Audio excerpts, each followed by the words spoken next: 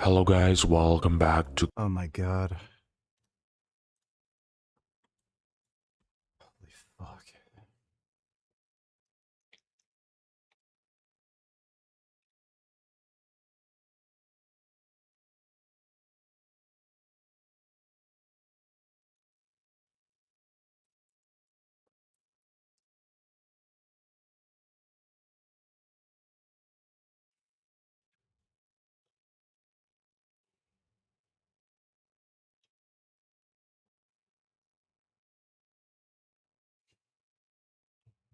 The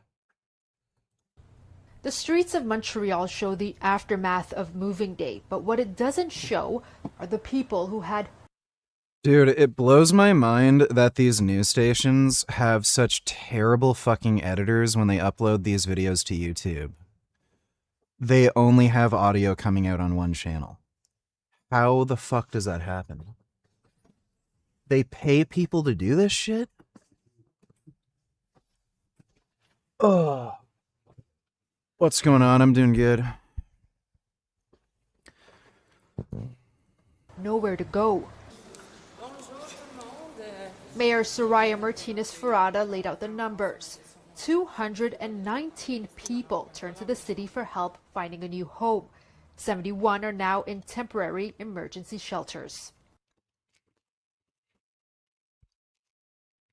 All these cities and provinces and shit with female mayors and premiers, they're all going to shit. Which is almost a double that we had last year. There's another concerning trend. She says more Montrealers were evicted this year than last. The situation this year was troubling because Benoit Roulier is with Reclac. He says rising rents and the cost of living have made the problem worse. He also adds some Thank you, liberal government. landlords are taking advantage of two loopholes in the system, so-called emergency evictions and moving back into their property. these two loopholes have made it possible for some landlords to take advantage of the system and put people on the street. Roulier says in order to improve the housing crisis, the city needs better rent control, more social. There we go. Yep, there's the liberal government for you. Rent control. Yeah, how's that working out in New York? Buddy, like, give me a fucking break. Housing and a plan to put empty apartments to use. Well, you know, it Why do you think they're empty? Rent control. takes courage, but you could find ways to have to force the landlords to just open and use these apartments. And then they're not up to code because they can't raise rents as needed because of all these rent-controlled properties. And then they're going to be like called slumlords and, oh, you need to get your building up to code. Then they're going to go bankrupt and then there's going to be less fucking apartments available. Dude, yeah, I'm fully convinced now, like, voting liberal is just fucking retarded. You're just asking to have people ruin your life and steal all your money. Holy shit. Like, they're just so fucking dumb, dude. Bricks and minifigs paying out reckless Ben and damages day after day. We're going to get at it today on The Legal Mindset, where we teach you to be your own judge. I'm Andrew Esquire, American attorney. And today I want to react to a video that actually asked... And feminists say woman will make the world a better place. No, they just steal everybody's money and make everyone broke and poor. That's what they do. Thanks for the donation, Dodo. Do you like soccer? No, I don't give two fucking shits about soccer, and I don't care I could not give two fucks about the stupid fucking World Cup. a lot of really good questions, legal questions, and other practical questions by Lego Empire entitled Bricks and Minifigs Just Agreed to Pay Reckless Ben. Very good. Animal Liberation donated $2. What's your opinion of World Cup?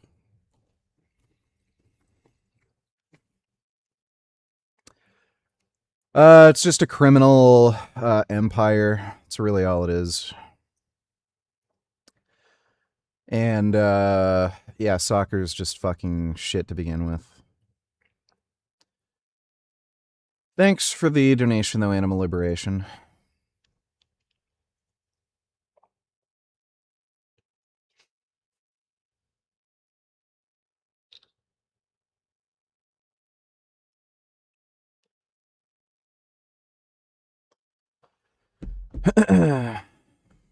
Video, so we're going to review that today. Let's get into it today with Reckless Ben and what's going on. I can't show you the actual video itself because it is of course on its Patreon. Ben in this video gives us a lot of good information. He goes over how his legal team and Bricks and Many Figs have been negotiating during this case. I think the negotiations as a whole have been going on essentially for the last couple weeks. I think that in this case, it probably even started before Ben had a lawyer, which is probably some of the problem here. Is Ben and Bricks and Minifigs probably started negotiating without everybody in place. But the question is, for how long have Ben's lawyers or professional mediators, how long have they been involved in this? We don't know how much Ben is actually listening to his lawyers and doing what they're telling him to do, or what Ben is doing. You know, if Ben is doing. I'm on Reddit True Tide right now.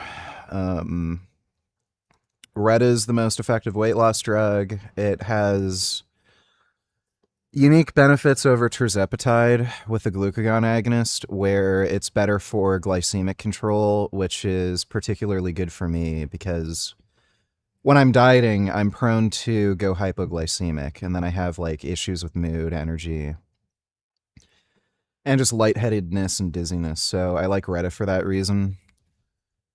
It's also better at lowering your cholesterol. And GLP-1 agonists also seem to have a benefit for joint remodeling, where the cartilage in your joints might actually repair. And I've noticed anecdotally when I'm on Retta, my joints just feel better in general. So I'm probably just going to stay on GLP-1 agonists indefinitely, just for the variety of benefits they have, not just to like maintain a lower body weight. Son Goku Donate Tillers, would you say you were born naturally smart or you trained yourself to be smart? Well, intelligence is highly heritable, so if you're a particularly smart person, you're born smarter, like it's genetic. I feel like I've gotten smarter over time, but like again, that has to do likely to do with age, wisdom, acquiring knowledge, stuff like that. Thanks for the donation, Son Goku. Wow, even the Babylon Bee was right that women shouldn't be leaders.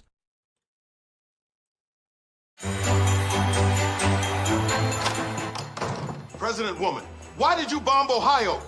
I saw a spider there! If we continue to pump CO2 into the atmosphere, temperatures could rise worldwide. Order all industries to produce even more CO2. Why? Because I'm cold. President Woman, did I do something to upset you?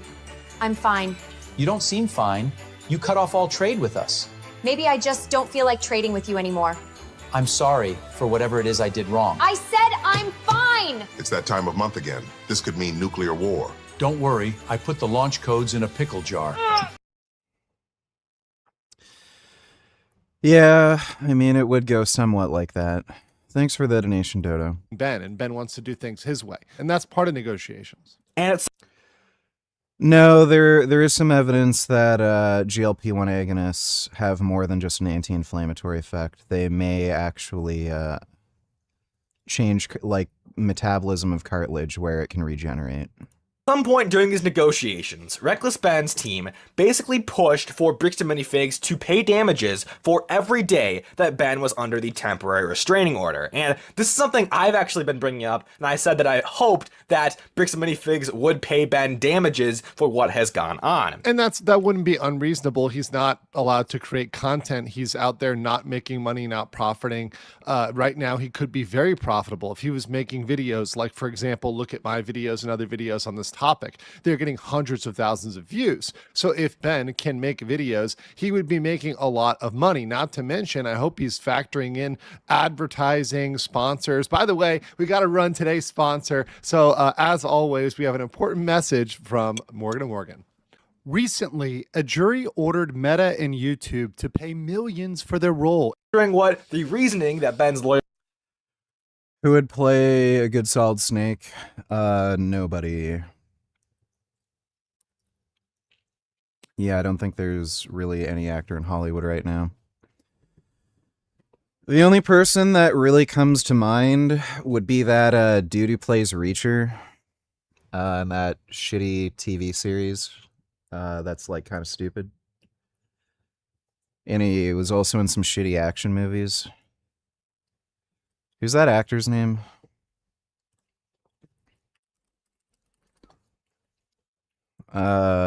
What's this guy's name?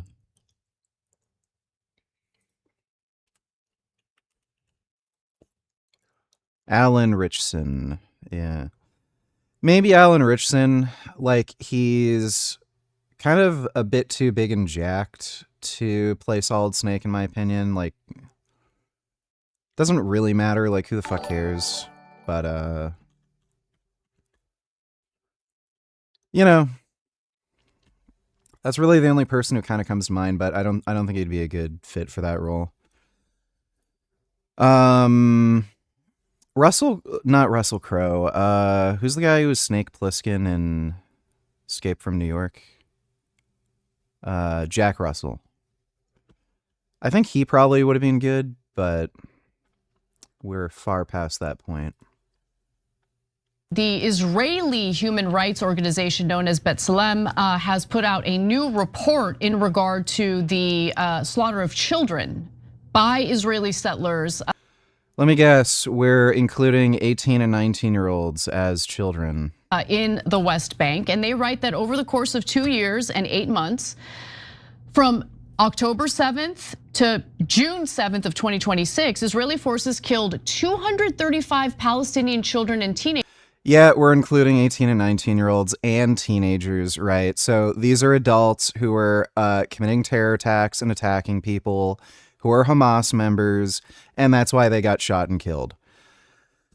Great.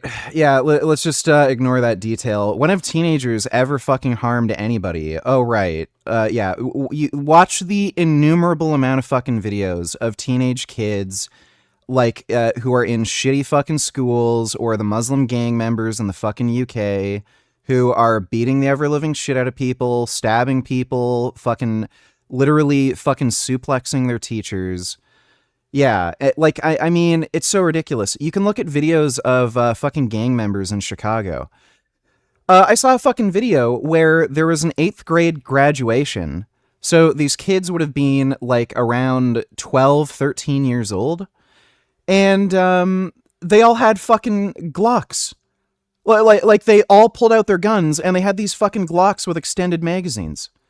Oh, what harm could they possibly do? They're just children. They're only 8 years old. Right, so that's the kind of shit that they fucking do, and then they share these dumb statistics. Yeah, don't mention that these kids were committing terror attacks, or had guns, or planting explosives, or throwing fucking rocks at people. Ignore all that. Thanks for the donation, Dodo. Lawyers gave for this in the negotiations, it was that Ben suffered harm each day that he was silenced. And you're not making money, you're not getting sponsors, you're not getting ads, right? This is all revenue that he could be making that, well, he's not making right now. And that's a big deal. Grounds that Bricks and Minifigs got this temporary restraining order approved on in the first place were that Ben was doing some crazy stuff. Specifically, he references the bomb threat allegations and claims that Ben was going to, quote, bricks and minifigs stores, which and we all know that's BS. We all know that's a lie. I mean, obviously that was not going to happen. Ben was not going to do that. That's a false pretense, right? Trying to pretend that Ben was going to do that is absolutely beyond the pale, and that's where bricks and minifigs is just getting ridiculous, is by making those underlying things and saying, well, because some people called me, or so some disgruntled people called. Those people are not necessarily like working for Ben or attached to Ben. And apparently, Bricks and Minifigs' legal team agrees with that and knew that the grounds temporary restraining order was granted on were completely false, because Bricks and Minifigs' legal team seemingly agreed to the terms to pay Ben for every day this temporary restraining order continues. Well, they're on the back foot right now, so I'm not surprised. From a PR standpoint, they need to give ground, and it's safer to pay out damages. So I'm not too surprised that they agreed to do that, because Bricks and Minifigs itself is on the back foot. Which I gotta say, this is a really good move by Ben's legal team, because at least in my opinion, it seems like Bricks and Minifigs' strategy since the beginning of this case has been, number one, silence Ben, number two, keep it going as— Hey man. I was watching your stream off and on yesterday and realized the sheer amount of complaining you do was making my mood poor. I literally asked myself, how can someone whine and complain this much? I'm not trolling you. I'm serious. You're annoying. All right, well, sorry to hear that. Thanks for the donation, 21st. Why do so many people defend children even when they commit crimes like murder, VG? I think it has something to do with being gay and retarded. Pretty sure. But thanks for the donation, Dodo. as long as possible. Well, definitely silence Ben. So number one, correct. Number two, keep it going as long as possible. Well, what they do want to do is keep the process, the legal process, drawn out, in hopes he won't create content during the legal process. The problem is that Ben is highly motivated to try to create content and get content out. There's obviously a profit motive, which is where the damages come in. And there's a PR standpoint of, it looks like you're silencing people. And as Americans, we do not like being silenced. We like our freedom of speech. And even when there were some joint filings from Ben's legal team and Bricks and Minifigs and other defendants in this case, there were— What would you estimate Genetic Beast's IQ to be? Probably borderline retarded. Very, like, I think the borderline for retarded is, like, right around 80. So, yeah, it would probably be in the low to mid-80s, if I had to guess.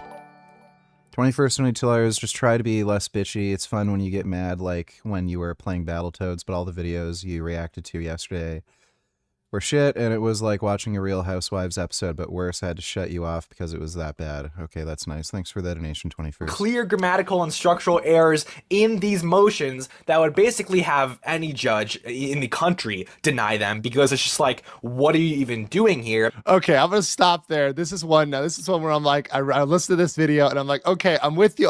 Wait, hold up. Okay, spelling errors, Scrivener's errors, we call them Scrivener's errors, other typos. We make mistakes, we make typos. That doesn't mean a judge throws— Crap, did I forget to change the fucking thumbnail?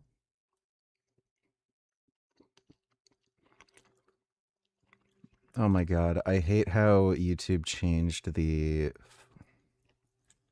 fucking layout for the live stream thing, so it's like so much more fucking hard to find the goddamn stupid button.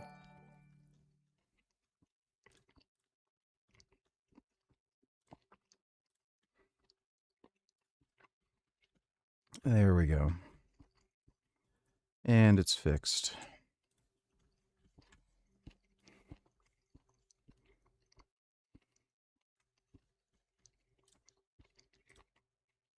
Dodo donated $2. Let me see.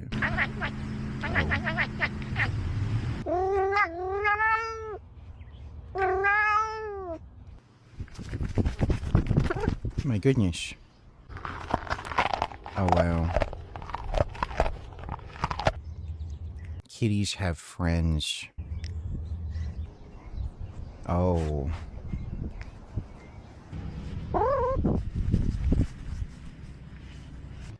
What beautiful kitty friends.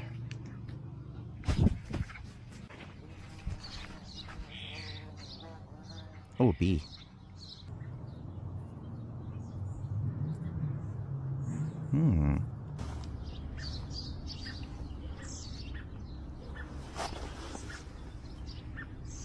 Wow.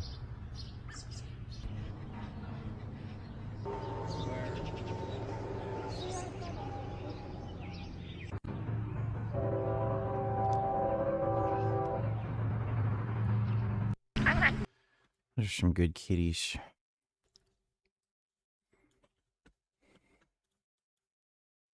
Just came back to my country after 3 years. And you quiet down? No. Explaining something No. to you. Those types of behaviors where somebody's acting up could be indicators that somebody's frustrated, could be indicators that someone is concealing something. This traveler is returning home after 3 years in Japan. Why every time I come into my own country I get searched? Keep your voice down.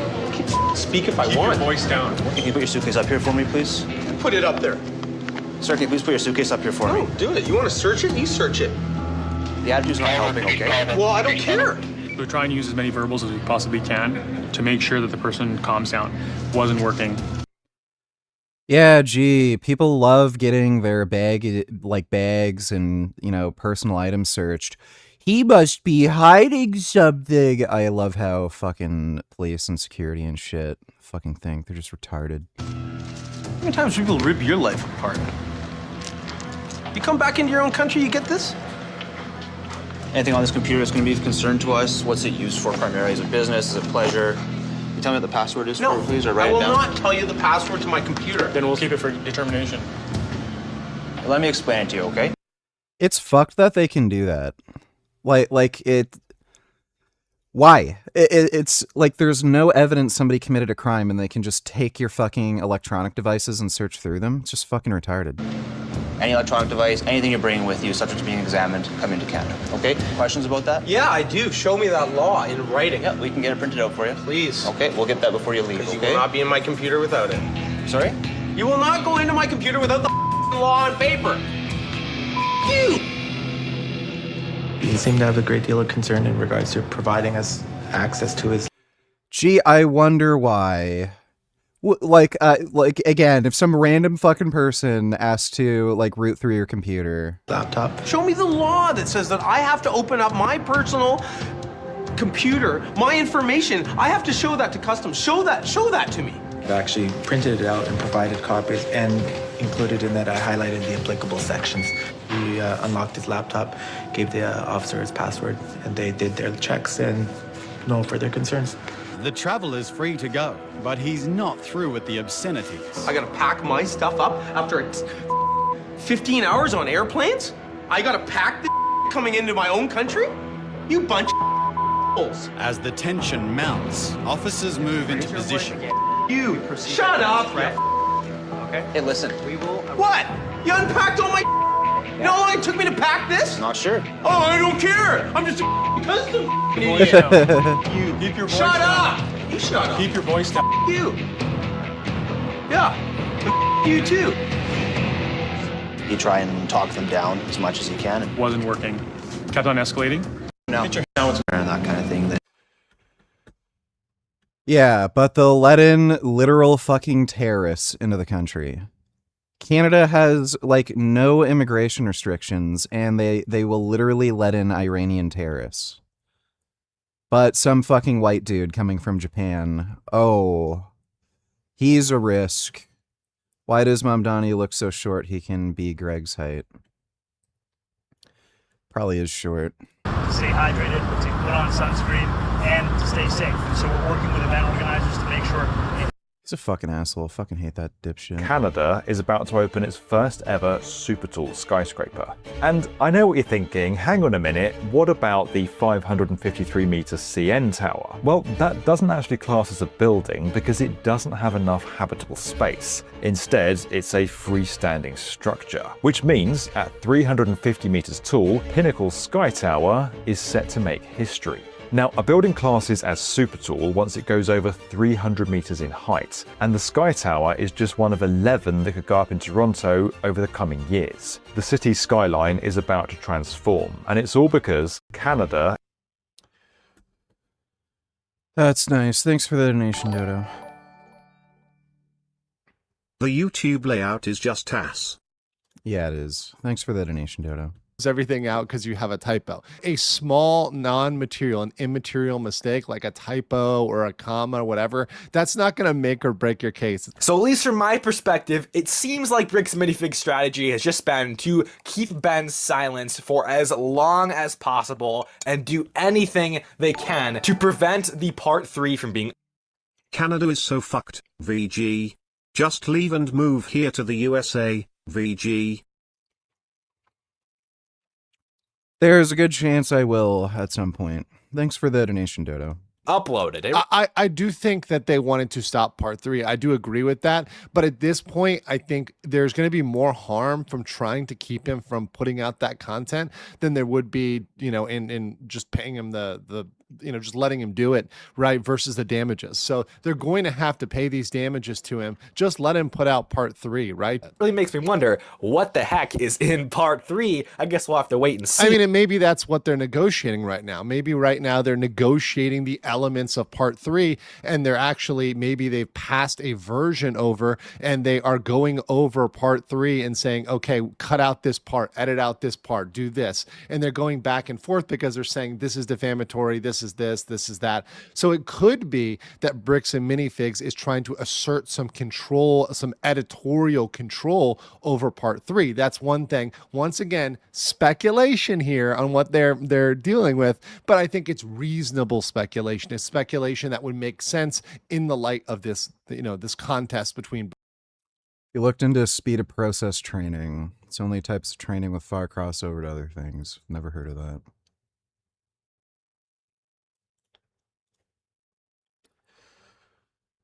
Yeah,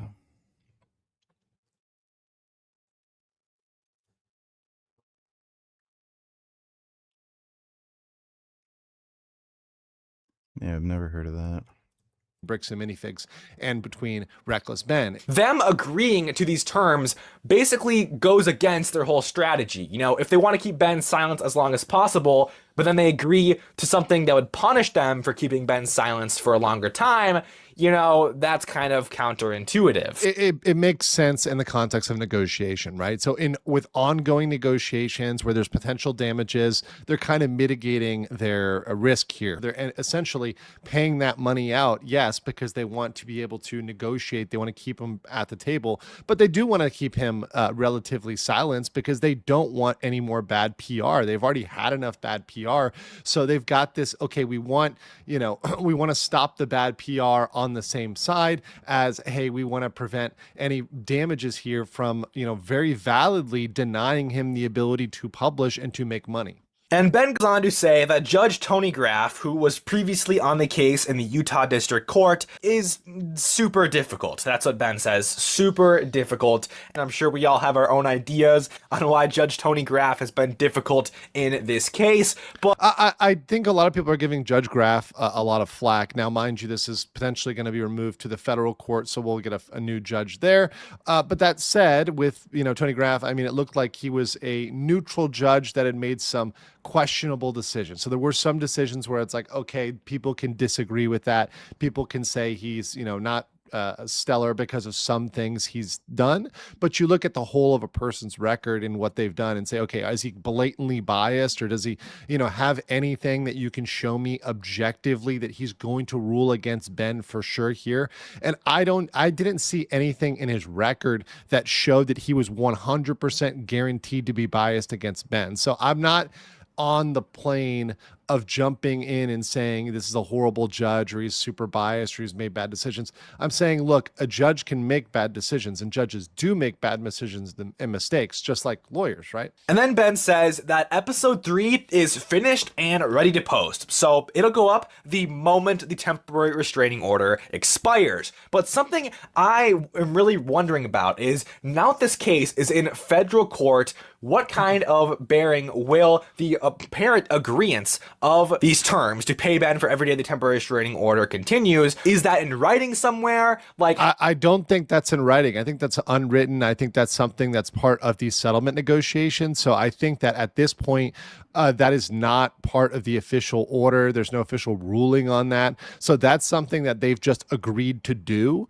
right? And haven't formalized yet. So I think that's the status of that, to answer his question, which once again, Lego Empire here, very good questions and really on point for what people would want to know. So I think I really want to applaud him for having good questions. how concrete is that? Because that is huge. Because, you know, Ben deserves to be paid because he has lost revenue from not being able to post part 3 and other content on Bricks and Minifigs. Very fair. He absolutely does have lost revenue that does need to be recovered. And Ben goes on to basically confirm what we've all assumed, that Bricks and Minifigs has been delaying things for a while. So Ben has not gotten the chance to post part 3. He's just been delayed. All right, let's watch this pathetic, weak beta male do his gay dipshit training. This is my gym.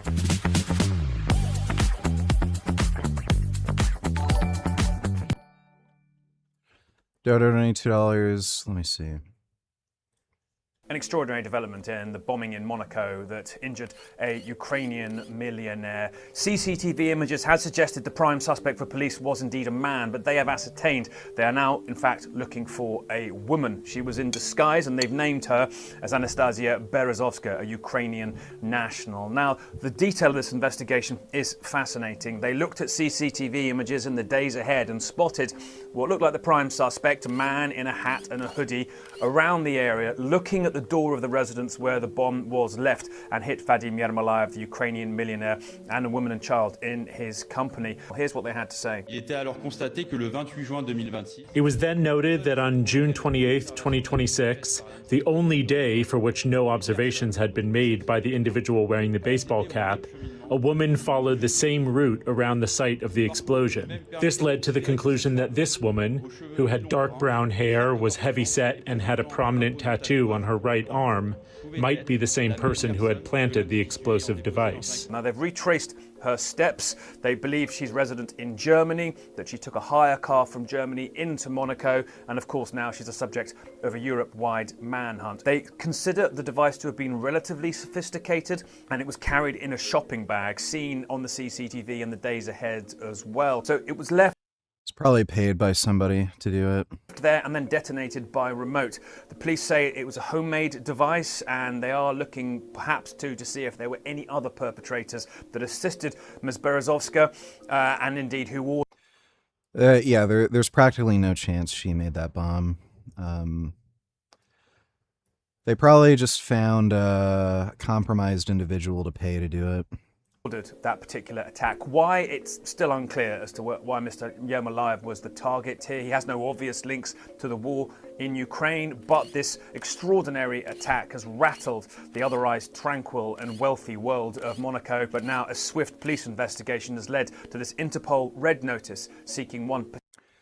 Well, she is cooked.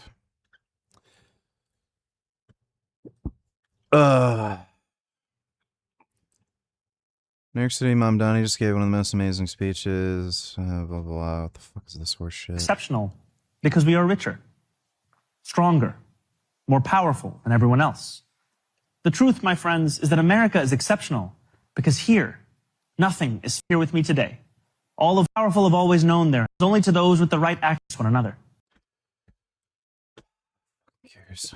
Oh my god! This is crazy! That's disgusting. I don't care. Get the fuck off. You're not straight. Oh my god. Oh shit. Oh shit. Oh shit. Oh shit. Oh shit.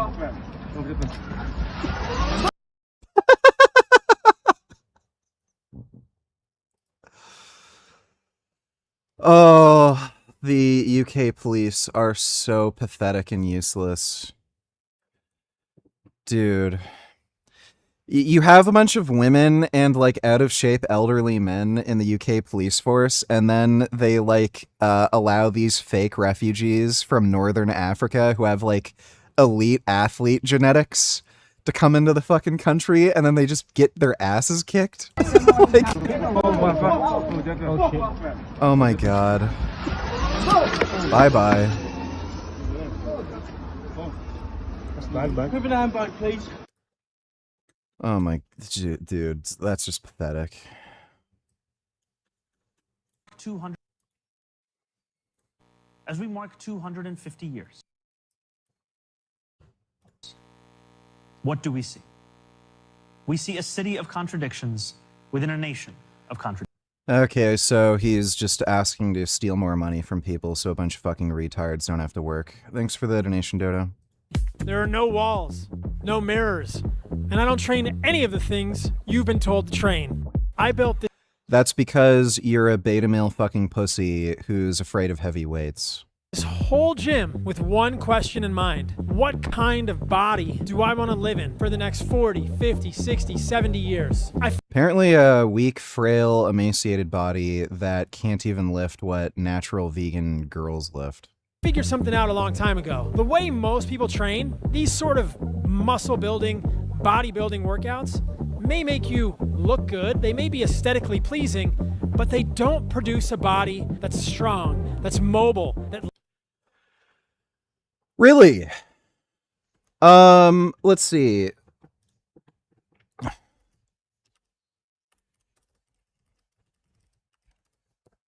So Mark Kerr is probably the most jacked UFC fighter ever.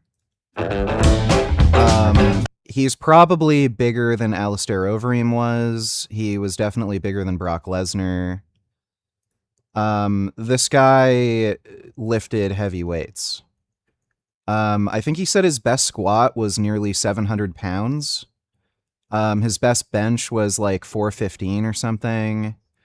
I think he said his deadlift was again around like 700 pounds. He was the UFC heavyweight champion and Pride heavyweight champion. He absolutely demolished people, and he was one of the best wrestlers in the world. So, I don't know, does he look weak and immobile and unathletic to you? A guy who can bench over 400 pounds, squats around 700. Like, I don't know. It's almost as if being bigger and stronger makes you better at everything. Oh, I don't want to lift weights because if I lift weights, then I wouldn't be a good athlete. Right. The best UFC fighters ever in fucking history were like just fucking massive wrestlers. The only reason you don't see dudes like that anymore is because of like stupid fucking WADA drug testing.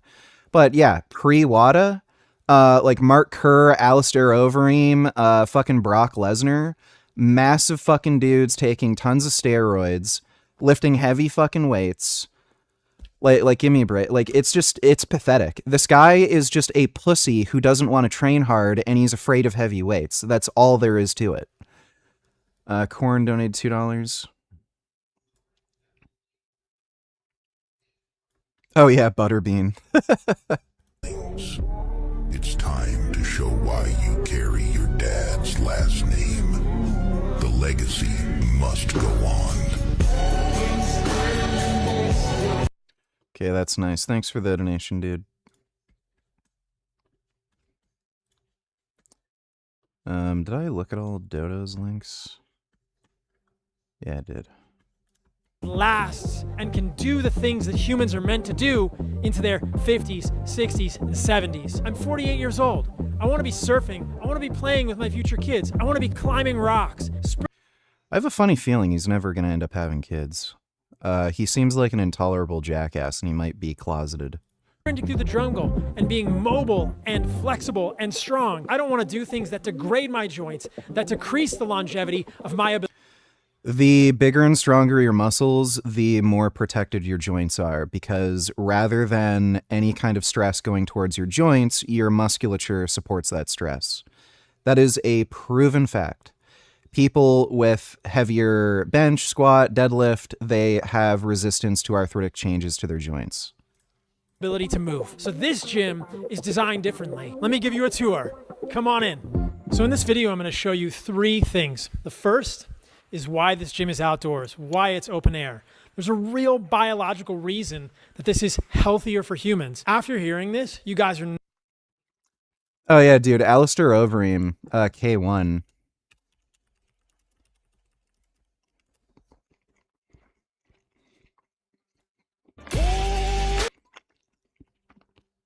You see, guys, Alistair Overeem, he should have trained like Paul Saladino, where he lifts like really gay light baby weights and just does a bunch of gay stretches and doesn't like work too hard. And he also shouldn't have taken steroids. He actually would have been a better fighter because with all that muscle, he's like actually weaker and less mobile and less athletic. Right, and then he just fucking demolishes people. He just ran through motherfuckers. Like, let's see Paul Saladino fight Alistair Overeem. He'd die. Like, literally die.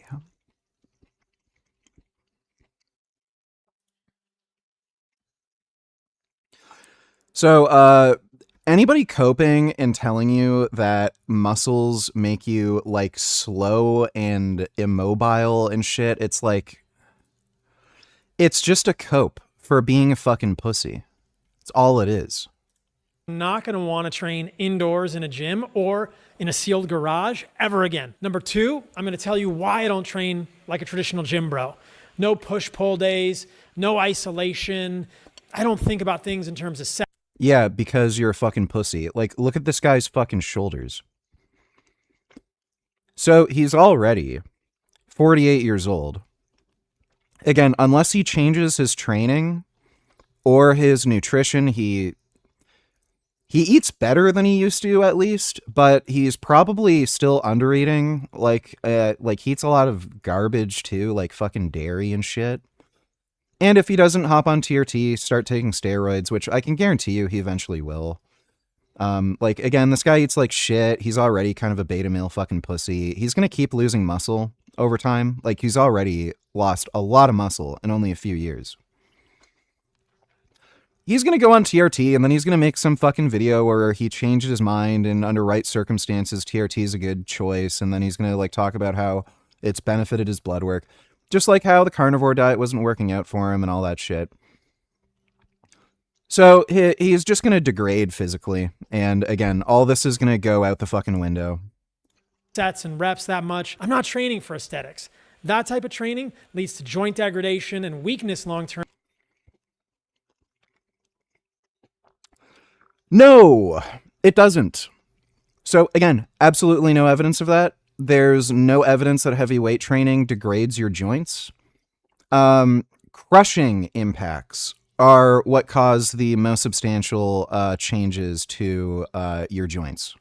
Those are most responsible for arthritic changes.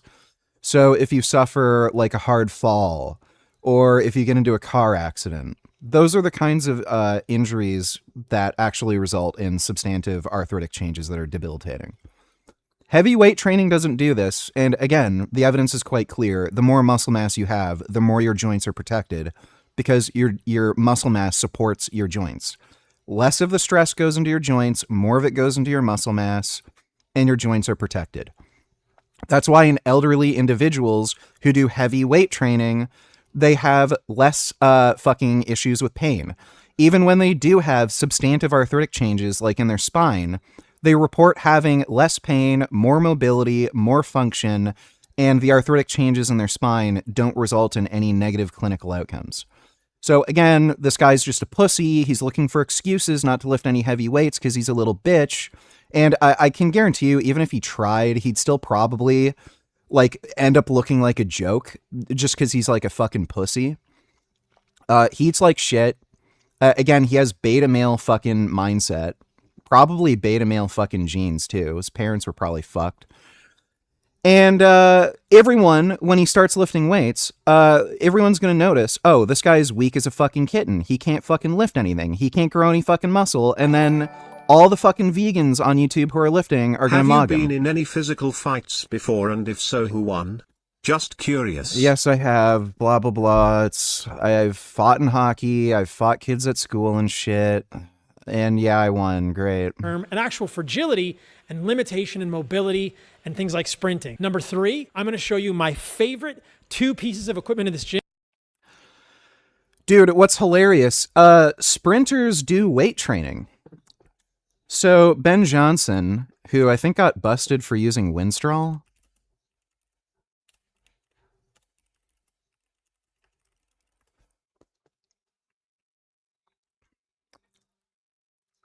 His coach was actually kind of ahead of his time. He had all of his athletes use knee wraps. And he was doing heavy partials as well. A lot of people weren't really doing that at that point in time. So his coach was actually really good.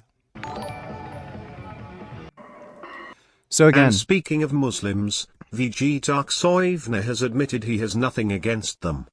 Yeah, I'll take a look at that in a minute. Thanks for the donation, Dodo. So this is Ben Johnson. Again, this guy got popped with steroids. He admitted it. I think he got popped specifically with Winstrol. I don't know if he was taking anything else. But it's funny. Like, Paul's saying, oh, I want to be good at sprinting, and I want to be able to run and be mobile, so heavy weight training would go against that. Yeah, there's Ben Johnson loading up fucking 3 plates aside.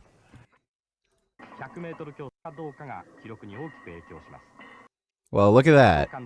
Isn't that funny? What is the deal with this video? The fuck?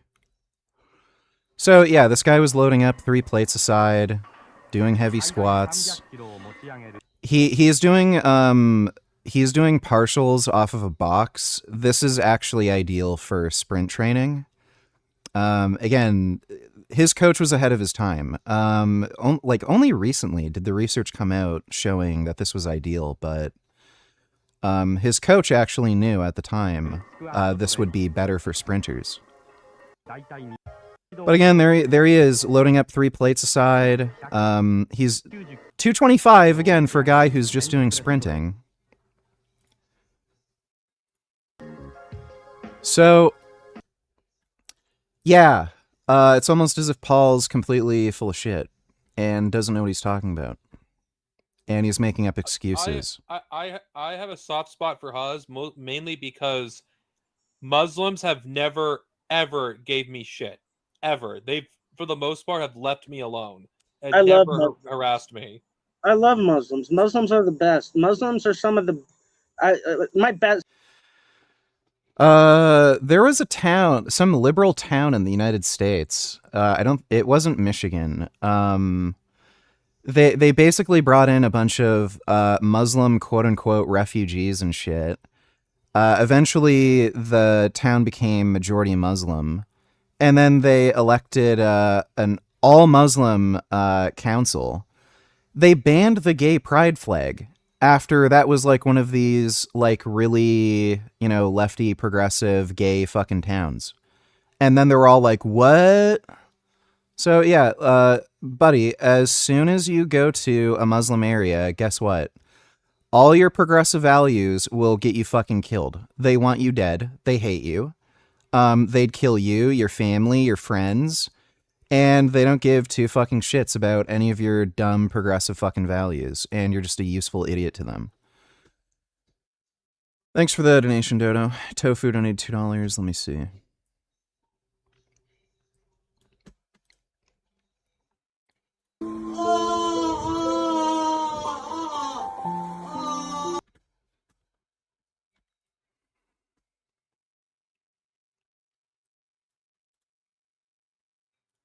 Megan, I can't sit anywhere.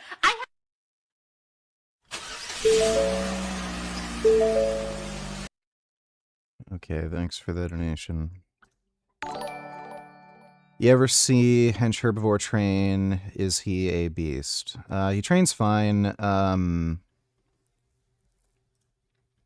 really have anything to say. His training's fine. Dodo donated $2. For 37 days, RimPac War Games will be held in the waters off states of Hawaii, U.S. Navy's killer submarine. Okay. Okay, I so love you're a cowgirl, but don't you find that you get attached to the cows? Actually, I have 2 herds. I have my pet herd. And you have 13 that are the industrial cows. Correct. And are they dairy cows? They're Angus, so they're 100% black Angus cows. I eat beef, so I'm not a thing. But I love beef. I know. So don't you find that you get attached, even if they're not in that friendly herd, that you get attached and then you give it to somebody and then they're going to eat it? It's hard because I do love them all, and it is really sucks that, you know, at the end of their life, they're. She doesn't. She's just a psychopath. These animals are just tools for her. She doesn't love any of them. She's just a dumb bitch. Be food for me, but I think that's the beauty in it. You know, I can care for them. Oh, it's beautiful. I'm gonna love and care for something, then brutally murder it. Yeah, beautiful. Okay, cool. Hopefully your next boyfriend does that to you. I'm sure he still loves you after he fucking beats you to death, right? In a drunken rage. I raise them and everything, and then they get to feed me in return. You know, I think it's beautiful. I mean, don't you find that you get attached to the dogs? Oh, so I have 2 packs. One is my pet dogs, and the other pack is the dogs that I kill so I can eat. But still, like, you don't get attached to those ones? Well, you know, I do love them all, even though for some of them, I view them as resources and commodities for me to exploit and murder when they have so many more years to live. But I still think it's like a beautiful relationship because I take care of them for so many years and then I don't when I kill them. So yeah, hopefully that bitch just dates some dude who just abuses the shit out of her. Just Okay, like, so you're how she does that to the cows. There's something great about the college experience because it gives you I'll watch that 4 later. years to be a student. Can you go debate him on this? No. Who perpetrate gun violence in the country, correct? Yeah, that seems to be the case. in the Okay, United so I States. mean, with mostly illegally obtained firearms purchased on the street, you would concede that as well. That's correct? not true. No, that is true. How do you know Most it's not gun true? It's violence not true is because it comes perpetrated from by the illegally 20 obtained firearms. Sure, so that comes from a 2016 report that the Bureau of Justice Statistics did, and it's oftentimes miscited. The reality is that 90% of guns that are used to commit crimes aren't purchased from a retail source, but only about 43% of those are illegally obtained on the black market. 20% of those are obtained from family members or other sources where they have been legally acquired. That is the most ridiculous load of fucking nonsense. So, they're illegally acquired. They're just illegally acquired from someone who fucking got it legally. But by that definition, every fucking firearm practically, unless it's homemade, is legally acquired. Like, he's fucking retarded. Thanks for the donation, Dodo. For Furs donated $2. I was going to fact check you and say what you said about the gay flag pride being banned in a town Muslims took over is bullshit, but it turns out you were right for once on that one. Hamtramck, Michigan is the town. Okay. Yeah, so it was Michigan. Yep. It's what Muslims do. As soon as they'll play nice with the progressive community at first, but then as soon as they become the majority, it's all over. Sharia law. So yeah, it's what they do.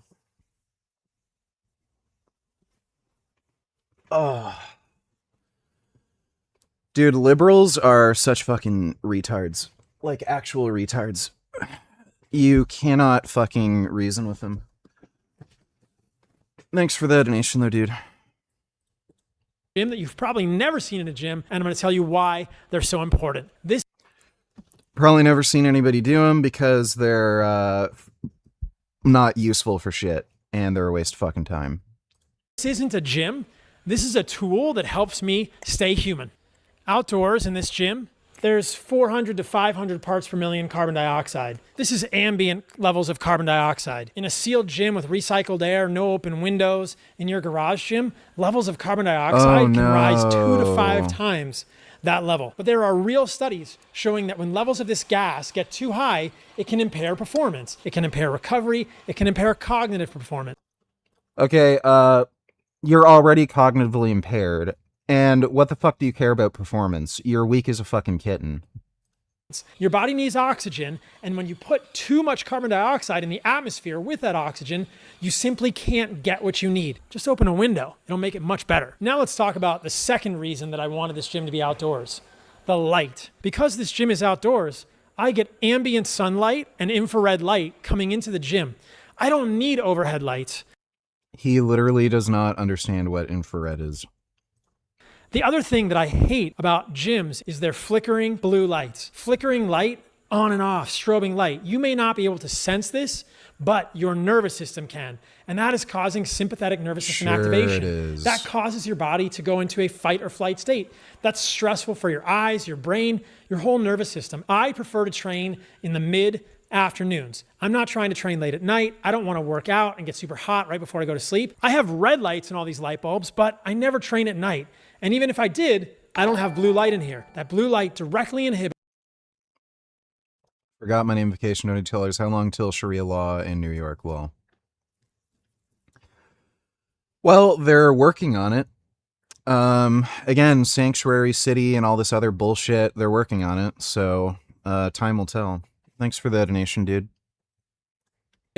The production of melatonin, which is a key hormone for the onset of sleep and your day-night. So this is complete bullshit. All the blue light research is just complete nonsense. The blue light sources that they talk about, like a television or your phone screen or like laptop or something, it's not nearly enough to do anything to disrupt your circadian rhythm. Like it has to be very bright, like sunlight type light. Cycling. So open air, fresh air, the CO2 levels are lower, and I get sunlight with red, infrared. Then why do liberals care about Muslims so much when they don't even care about progressives like them? Because they're fucking stupid. Thanks for the donation, Dodo. And even some ultraviolet wavelengths. So that's why the gym has no walls. I want to be as much outside when I'm in the gym. In addition to those three things in this video, I'm going to show you my favorite pre-workout later in this video. There's good evidence that this is an amazing pre-workout.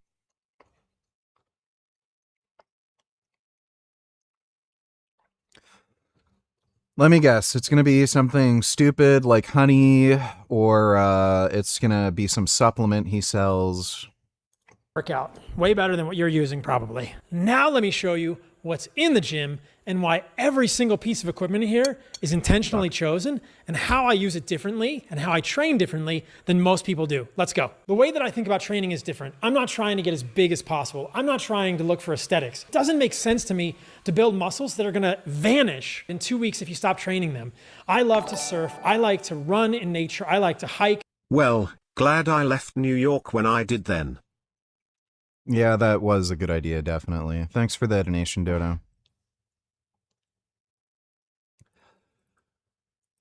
What fucking sense does this make? I don't want muscles that will vanish if I stop training them. That's literally the case for any muscle mass you build doing any training. Even if you're a long-distance runner, if you stop running, you will have a reduction in muscle mass.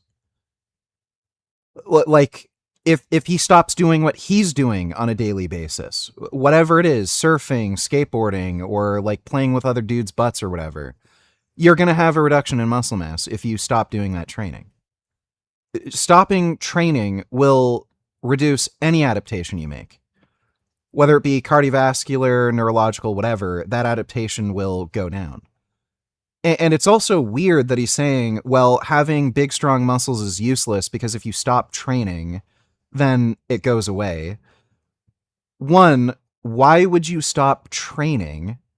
Like, does he apply this logic to anything else? Well, what's the point of following a healthy diet if as soon as you stop following the healthy diet, you'll get fat and sick again? Well, like again, the logic there would be, well, why would you stop eating healthy? Secondly, if you build muscle mass through training, it causes a permanent change to the muscle structure. So you'll probably still maintain more muscle mass than you had if you had never trained. So it's not like all your muscle just goes away fucking completely. And if you ever need to get stronger again, there's a permanent change to the muscle structure where like myonuclear domain increases and it's muscle memory and your muscles will get larger again. That's one of the reasons why it's so important to do weight training when you're younger, because as you age, even if you stop training somewhere in midlife, you'll still maintain that muscle memory and you'll be able to build that muscle back. This is why I can't stand the yellows. They can't see shit, these fucking fags. Go bonsai Pearl Harbor again, you filthy fucks. Go do some math, you fuck. As he drove, the car's AI scanned his face and flashed red, warning him to wake up. He was confused because he wasn't sleeping and tried sitting up straighter to look less tired. But nothing worked until he forced his eyes to open super wide. When he let them go back to normal,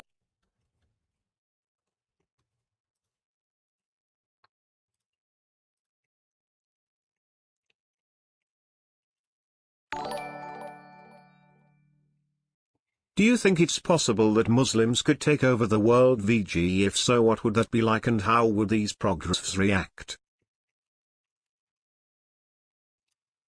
No, they're nowhere near competent enough to do that. They're fucking stupid, a lot of them are inbred, and they even hate each other, so they're never going to have a great enough degree of cooperation to do that. Thanks for the donation, Dodo. the alarm rang again, going off 20 times during the trip. You see, the AI was designed to beep whenever it couldn't see the iris, but the man naturally had heavy eye folds. People who are more muscular just have a better quality of life overall. Yep, that is true. Especially when it comes to bitches. Thanks for that donation, Rick. Which are when the eyelid's skin and fat overlap Yeah, near okay, great. He is Asian. Climb trees and do fun things in nature with people I care about. That's what I want muscles for. I train every day because I'm a human and I want to move every single day. So he's saying he doesn't want to do any kind of strength training because if he stops, his muscles will go away. But then he says he needs to train every day for his lifestyle goals. So then how could that possibly be an argument against doing strength training? Like, this guy is, he's a fucktard.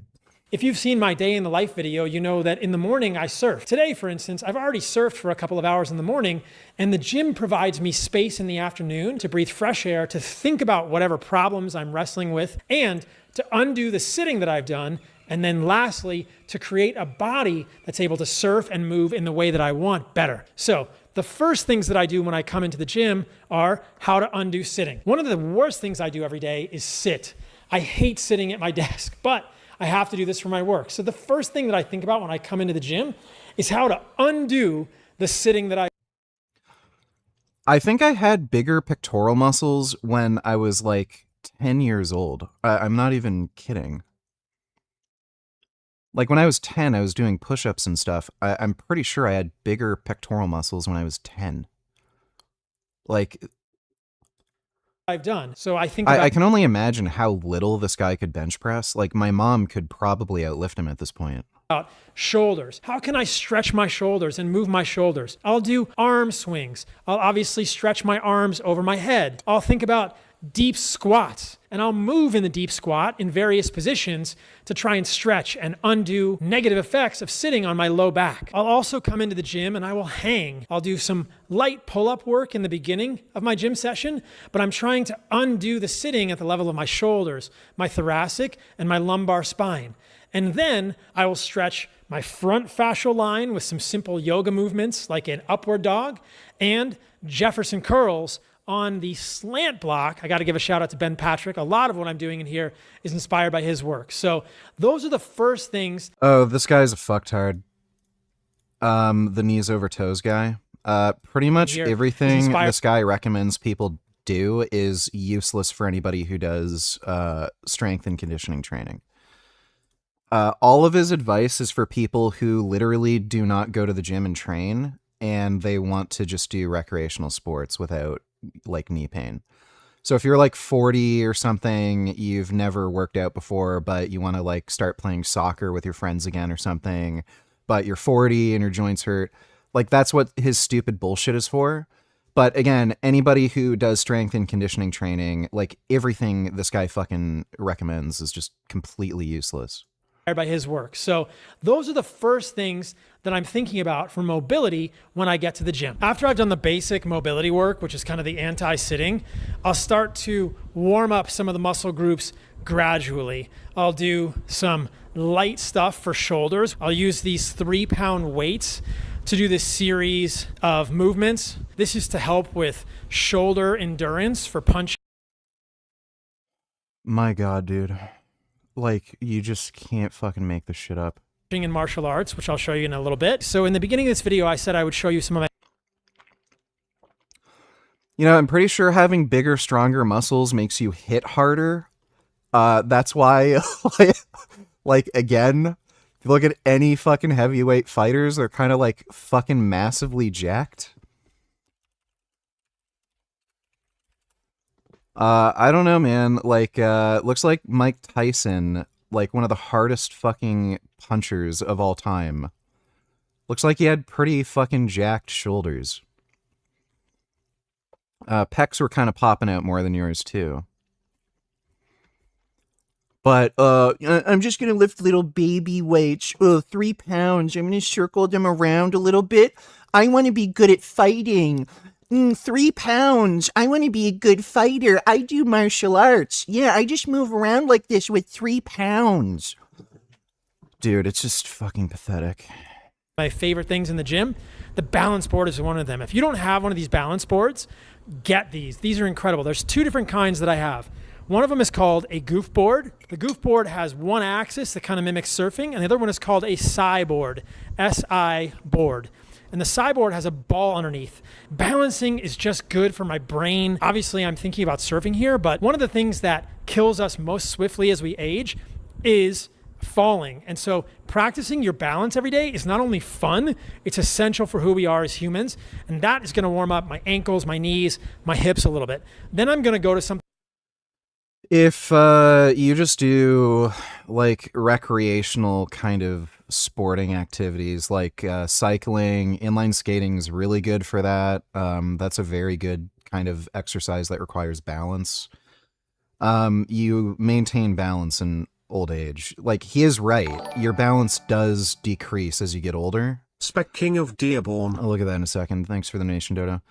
You do lose balance as you get older, and that can result in really bad injuries. So if you're old and frail and you can't balance and then you like fall down a set of stairs, like you're dead. So yeah, doing things that help your balance as you get older is good, but you don't need to Hello, necessarily. Richard. It's your boy from Outworld. Can you recommend me my first cycle? 39 years old, 18 years training powerlifting, 6 foot, 200 pounds, around 15% BF. Wanna keep getting big and strong. Keep shitting on that lying scamming pussy fucker Saladino. So watch Dr. Todd Lee's Anabolic University. He has a playlist on starting your first cycle. The basics are just start with a low dose of testosterone. For most men, that's going to be 20 milligrams per day in daily injections. And if you just to be safe, if you you don't know until you like go on these drugs. Some people hyper aromatize, and they also have very sensitive glands. I'd recommend just having a Arimidex handy, just in case you end up getting like really severe nipple sensitivity where you start to see your nipples puff out, and like that's a clear sign you're going to develop gyno. Or if, like, again, you're having, like, absurd water retention and shit like that, just have a Arimidex handy, just to kind of block that. Again, 20 milligrams a day, most people aren't going to have any issues on that. But, yeah, just go with testosterone and enthate. There's a shortage in tescipionate right now. I can't remember why, but, just use test and enthate. But again, I'd recommend just looking at Dr. Todd Lee's video series on starting your first cycle. Thanks for the donation, dude. Peace be upon you, O Aba Abdullah. Peace be upon you, O Aba Abdullah. Peace be upon you, O Aba Abdullah. My soul is for you, O Aba Abdullah.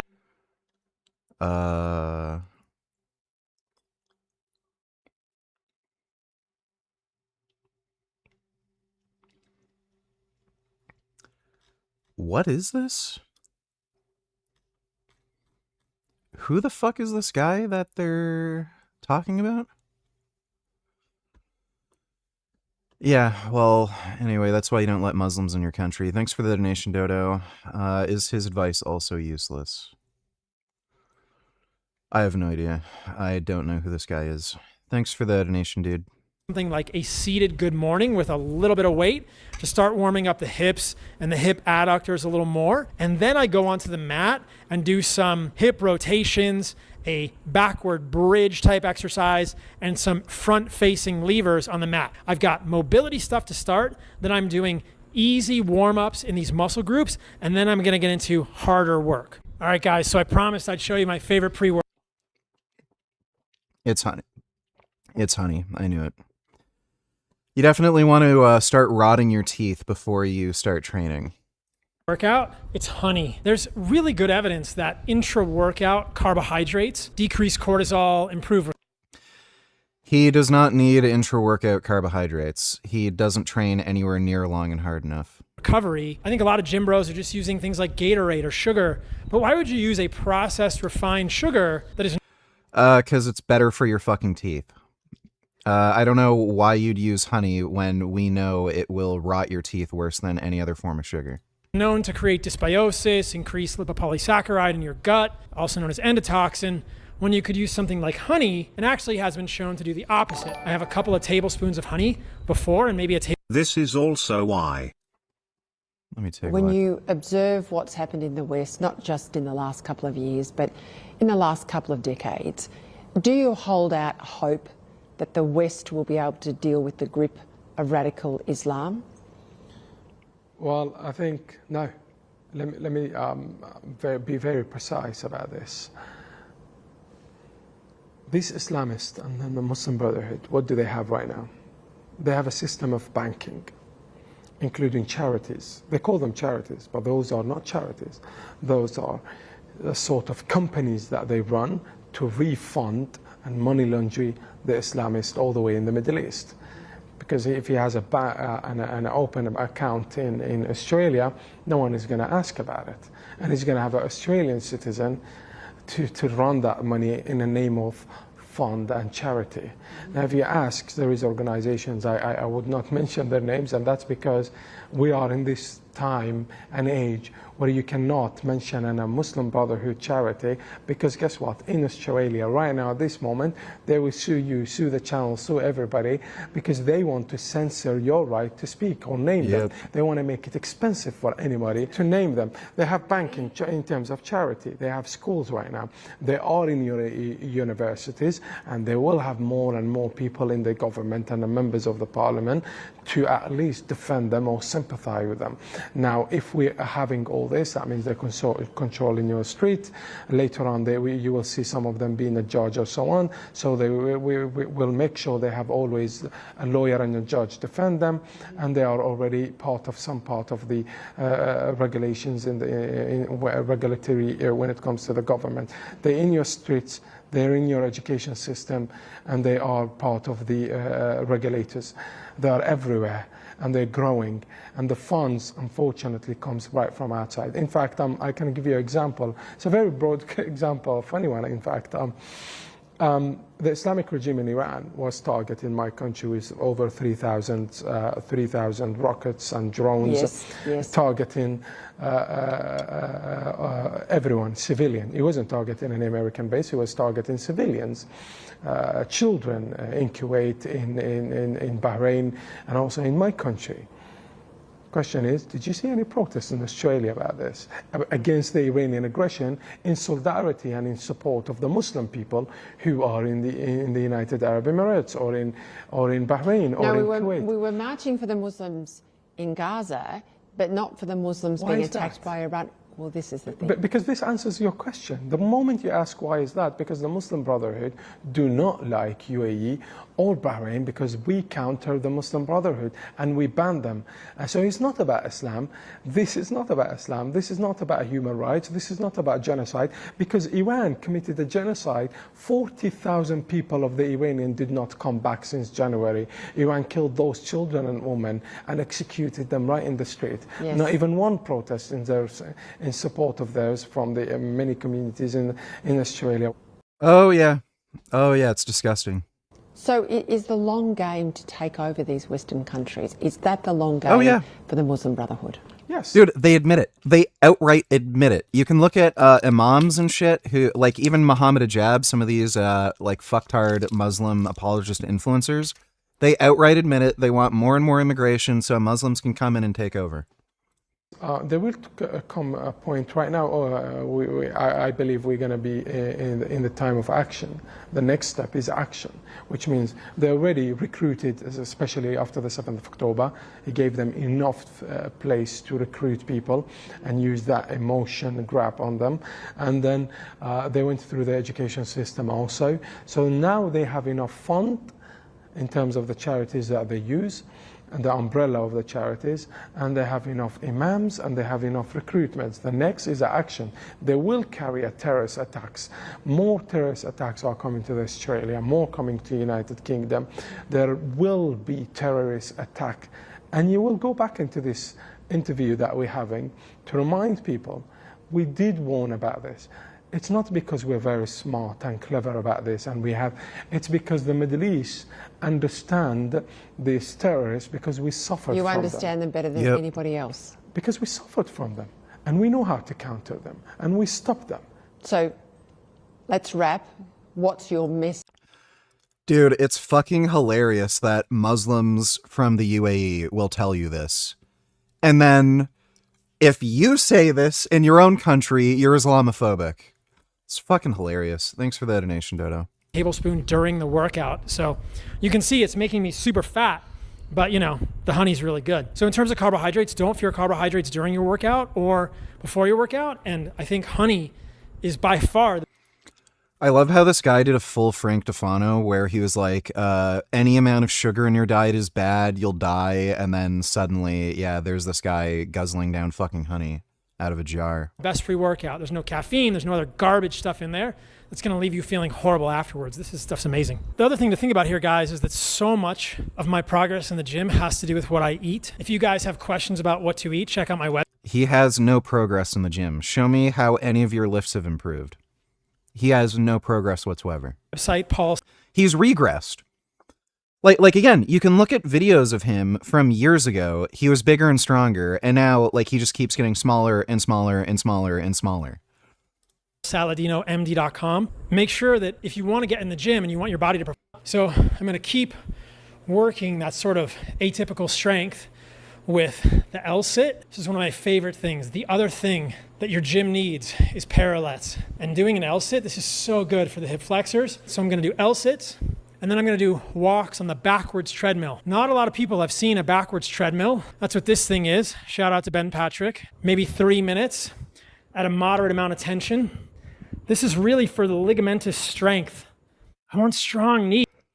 Again, if he did heavyweight training, guess what that does? It makes your connective tissue stronger, but, oh wait, I'd have to train hard. Big weights are scary. So that when I'm surfing, they don't just explode. And it's also important to consider that if you want strong... Like, it's just so retarded.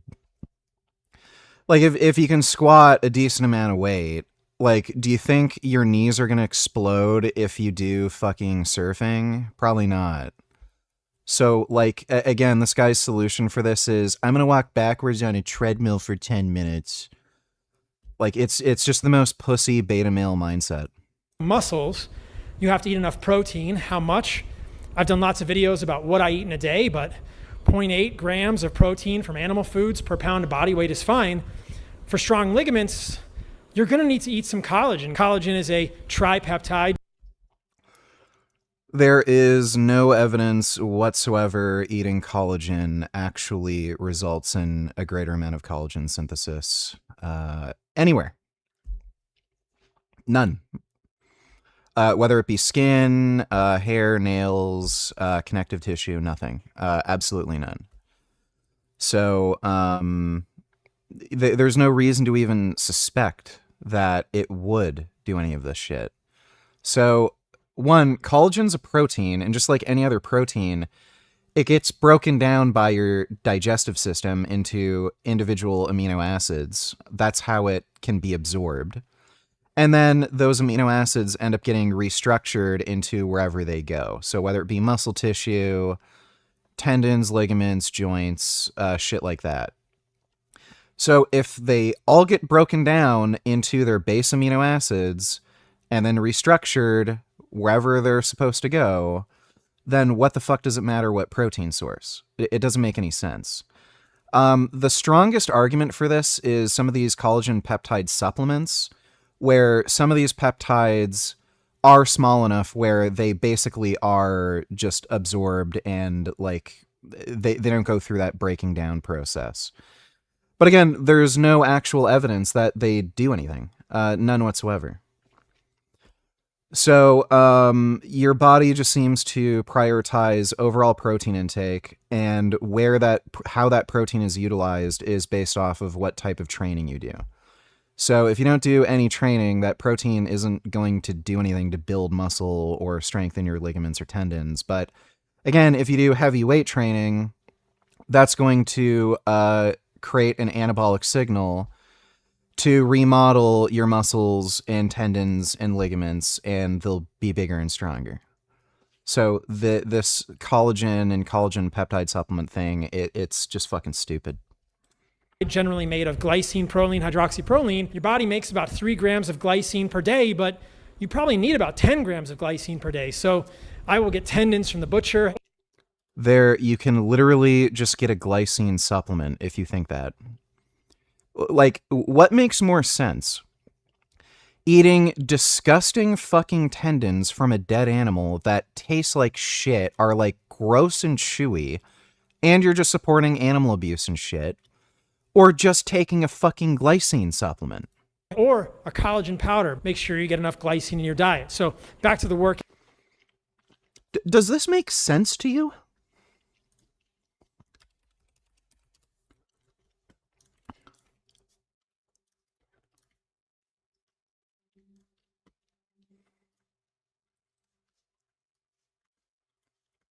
There you go. Glycine supplements, 1,000 milligrams, 100 veggie caps.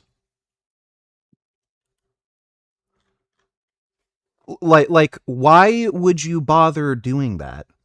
It's like saying you need to drink at least 3 liters of water per day. That's why I go into the women's bathroom and pretend to be a toilet and then try to get them to piss in my mouth. It's like, okay, well, why don't you just drink fucking water? Out. I'm going to go on to the cable machine and do face pulls. These are standing about half your body weight all the way to your face. This really helps open up my chest. And then I like to do the Palloff press, which is where you stand with your feet about shoulder width apart and you press.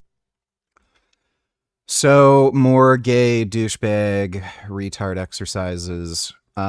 These sorts of the one he showed, the face pulls. It's fine. A lot of people find it's beneficial for your shoulders. He's not actually doing it right. All the way to your face. This really helps. Yeah, he's not really doing it right if you intend to do it as like a shoulder rehab or prehab exercise. The point of doing it is to get external rotation, and he's not really externally rotating much. And again, like doing this versus like heavy rowing, heavy fucking pull-ups or pull-downs, heavy shoulder shrugs. Like, what do you think is going to build your traps, your shoulders, your back more? Again, I'm just going to do the lightest, dumbest fucking exercise I can and do no effort. Open up my chest, and then I like to do the Palloff press, which is where you stand with your feet about shoulder width apart and you press. Yeah, so that's a waste of time. The handle away from you. It's great for the lateral muscles of your core for stabilization. And then I will do back extensions. Again, this is all still anti-sitting. That exercise is totally fine. That one's good. It's good for your hamstrings, glutes, low back. But again, like 99% of this is just bitch made. But the back extension is on the glute ham raise machine, and I'll use. Have you rehabbed or come back from tendonitis, struggling with it, trying to return to lifting? I have some like tendonitis or tendinopathy in my right pec right now. It's been getting better gradually. My bicep is also getting better gradually. I've had that in the right bicep. The best thing to do is to, one, lower training volume, or like at the very least, for the most part, lower the weights you're doing and just do much higher rep sets.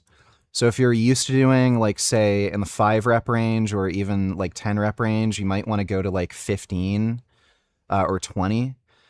And what you also want to do is heavy weight static holds or isometrics. That actually helps to remodel the tendon back to a normal, healthy state.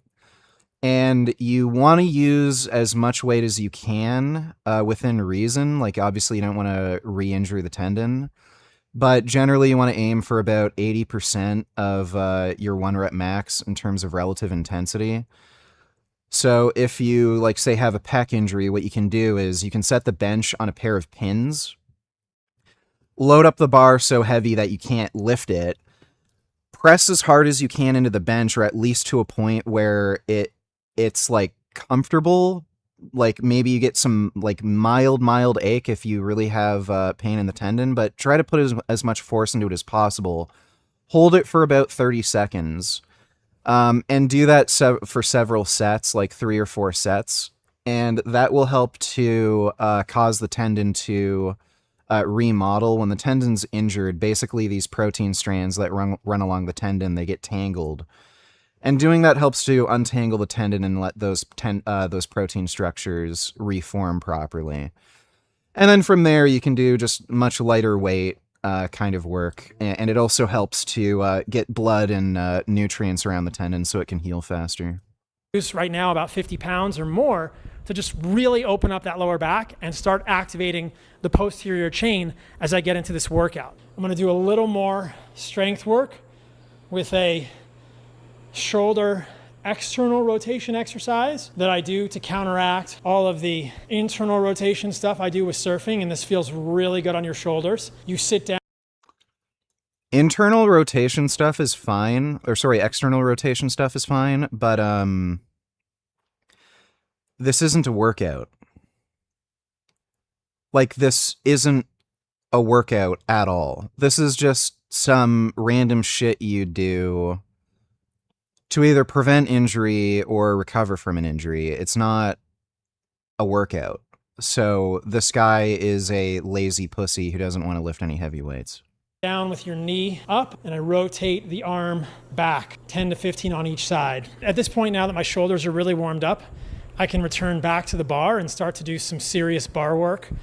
Oh, serious? Is there going to be some heavy weights? I can do more of the one-handed hangs. I can do rotations while I'm hanging one-handed, or I can do skin the cats, which really are challenging for shoulder. Again, this is not a workout. Shoulder mobility. The goal is to have this mobility and strength for the rest of my life. So I want to do things that challenge my mobility on the bar. If I want, I can put the monkey foot on as well. Another piece of equipment that I think should be in everyone's gym, that is in very few people's gym. This allows me to do some of the best hip extension work and do knee raises at the bar, which is incredibly good for the hip extensors. And then I can use the monkey foot for something you might call like a donkey kick, which is incredible for the core.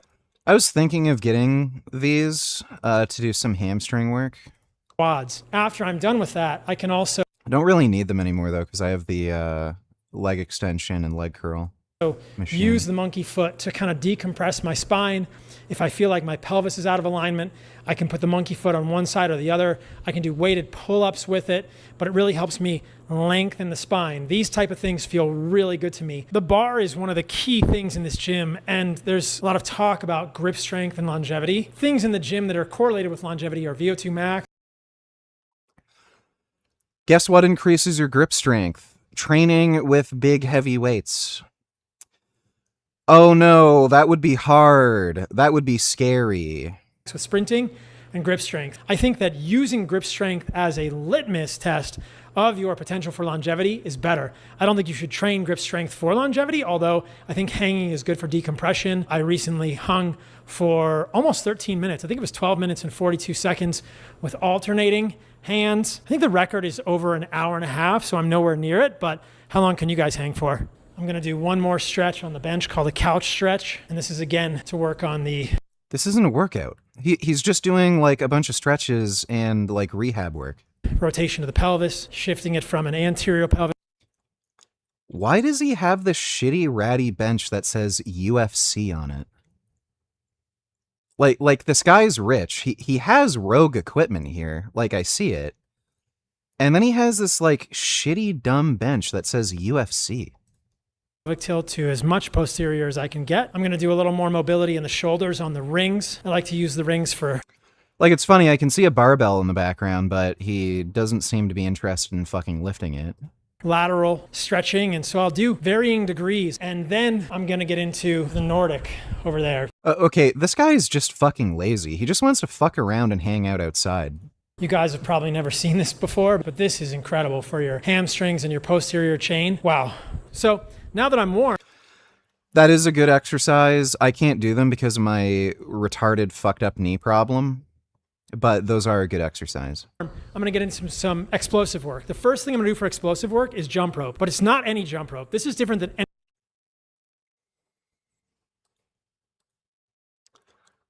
Oh my God, this is just so fucking insanely triggering. Guess what you need to produce power? You need strength. You can, like, this is being very well studied in sports science. There's a there's a strength power curve that you'll see where as strength increases, power also increases, and there ends up being a leveling off point where as you get stronger, basically power ends up staying the same. Like there's a max amount of strength that you can have until it doesn't become any more beneficial for power generation. And then that's where power specific training comes in handy, where you start doing plyometric exercises or weightlifting training. So, you know, things like snatches, clean and jerks, power cleans. So again, this guy like is claiming, oh, I want to be fast and powerful, but then he won't do the fucking strength training necessary to have the adaptation that he claims to want. So again, this dude is just lazy and he fucking trains like a pussy. Any jump rope you've ever seen.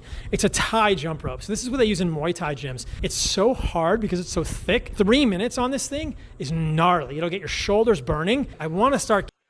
Ooh, jump rope. It's so hard. Look, I'm powerful, guys. I'm doing jump rope. Ooh, I'm like a Muay Thai fighter. I'm doing jump rope. I'm so powerful.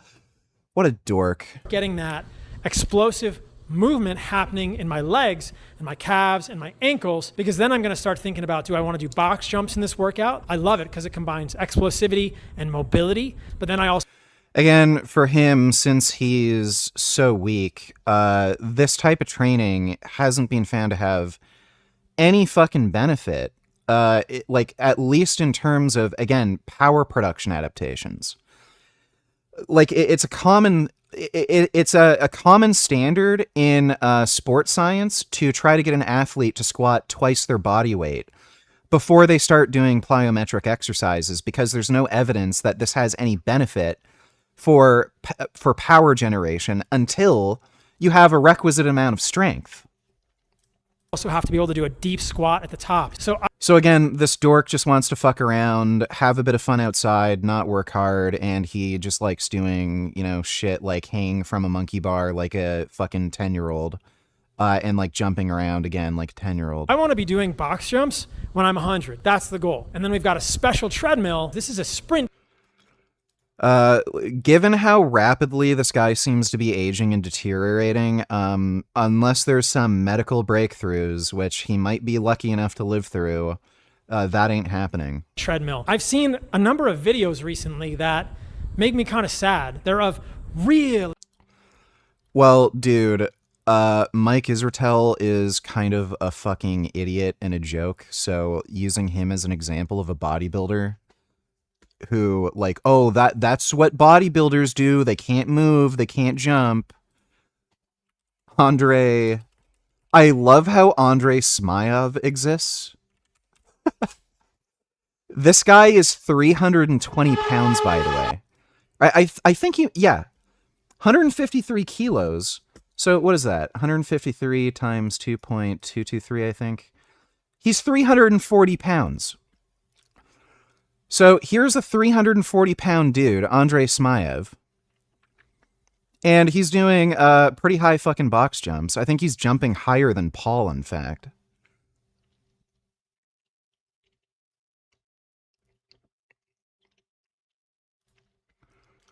And he also did a long jump, too.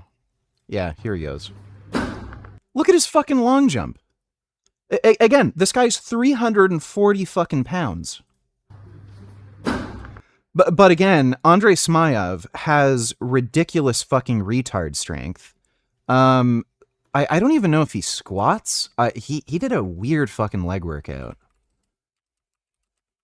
Let me see if I can find any video of him squatting. So this is when he was younger and smaller. Presumably he could squat more right now. I don't know if he's really... Yeah, this is when he was 18. So that would have been like 10 years ago. 255 kilos. So that's like what, 550 or 600?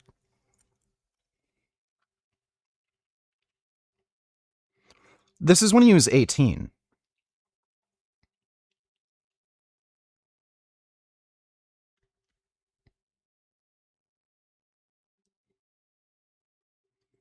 Not quite full depth, but, you know, 18. I don't know if there's any recent footage of him squatting. He might not like squatting right now just because he's so huge and so strong, it's kind of dangerous for him. So he's just using mostly machines.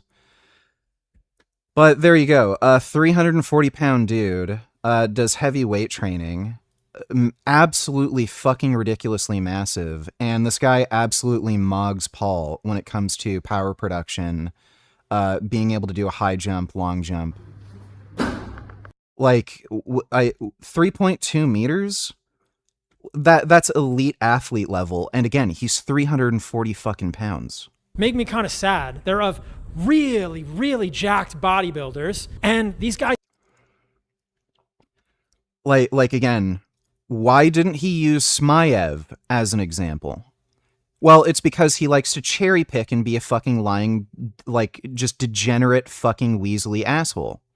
So yeah, no shit, Mike Israetel, the guy who eats like a fucking 7-year-old, whose parents don't love him, like just eats the dumbest fucking shit all day, like protein Cheez-Its, Gatorade, protein bars, like, and he's...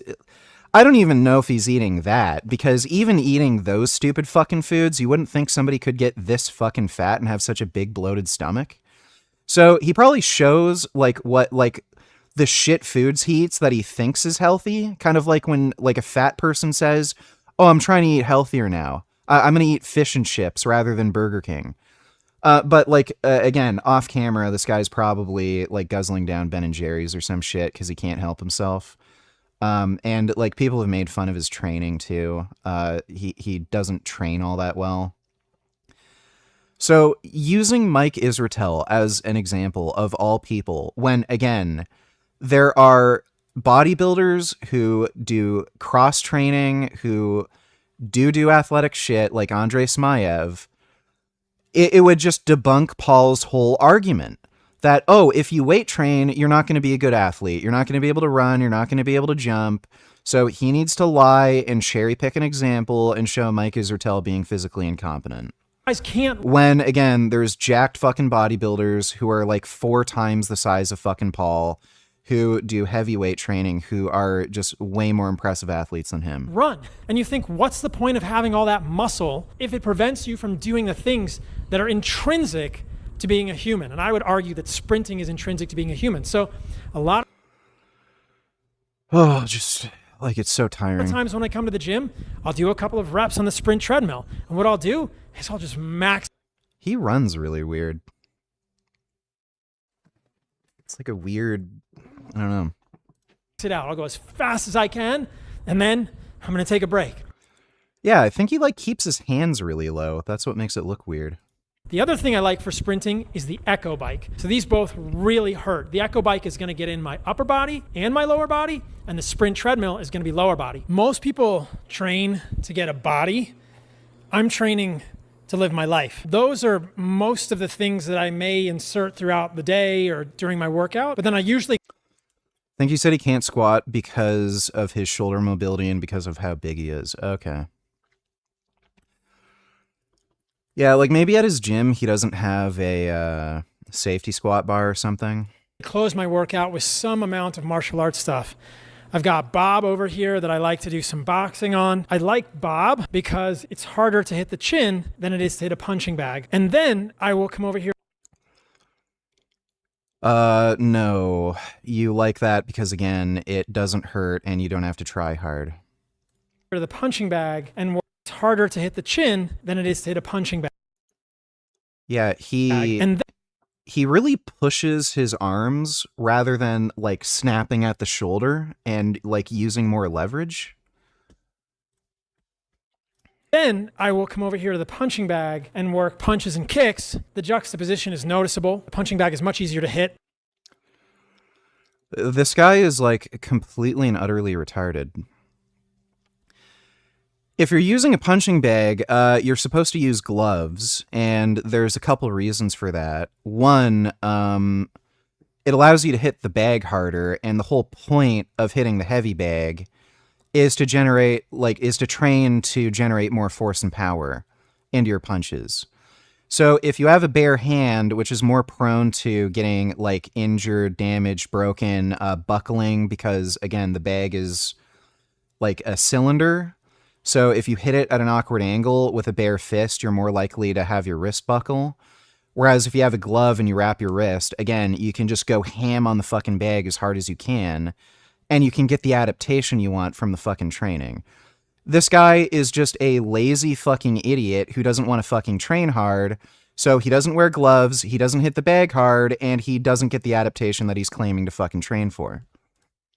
Much harder to miss. The other thing that I don't recommend is that I like to train bare knuckle. And this might be horrible for me, but I haven't broken a hand yet. I always figure that in my life, I'm probably never going to get in a boxing ring. I have great boxing gloves, but I rarely use them. They provide some extra weight, which could give me more cardio in the workout, but I like to train on the bag and on the box. This guy's rich. Even though he lives in Costa Rica, I'm sure he could get a fucking boxing coach or kickboxing coach or whatever who would tell him, wear the fucking gloves when you use the fucking heavy bag because it's stupid not to. But again, this guy doesn't have any fucking interest in actually getting better at anything. So yeah, he just, again, well, it's natural to use your bare fist. Cavemen fought with their bare fist, so I'll fight with my... He doesn't even know what the fucking heavy bag's for. Bob, bare knuckle, because if I can create wrist strength, I want to try and do that. Half of my gym is a mat. I can do all kinds of things here. I can do those stretching, kind of hip things. Like, again, this guy fundamentally does not understand what the heavy bag's for. I was showing you earlier, I showed you bridges. I can do deep squats. I can do lunges. I wanted a big space in my gym to move. That's probably the end of my workout, is once I've done those core sort of mobility. That's not a workout. That's it? And strength things, looking at my weaknesses. I'm going to spend some time on the bag, working on techniques. I'm going to spend some time on Bob, working on... So again, I don't know how you're going to work on your striking technique if you don't have a fucking boxing coach and you know nothing about fucking boxing and all you're doing is fooling around like a little kid. So you can't work on technique if you don't have anybody to teach you technique. If you suck and you just keep doing something that sucks, you're just going to keep sucking. So, like, he's full of shit. On techniques, that's joyful for me. I like that. I like movement, and I like working on the martial arts. I'm not expert at it, but it feels good in my life to have some ability to defend myself and my family. When I was in medical school, I did a couple... Yeah, this guy is going to defend himself and his family. Let me pull up on you, Paul. Let's see how that fucking goes, right? Oh, I'm a bodybuilder. I just take steroids and lift weights. I can't fucking move. Yeah, let's see you defend your family against me, like jackass. Being so broke and poor? Can you tell me? In what ways do you find yourself having to budget lately? We all know the $100 to $150 pre-tax you make per stream 4 to 6 times per week is not enough, especially after you just took a 14-day vacation. So... haven't really needed to budget at all. I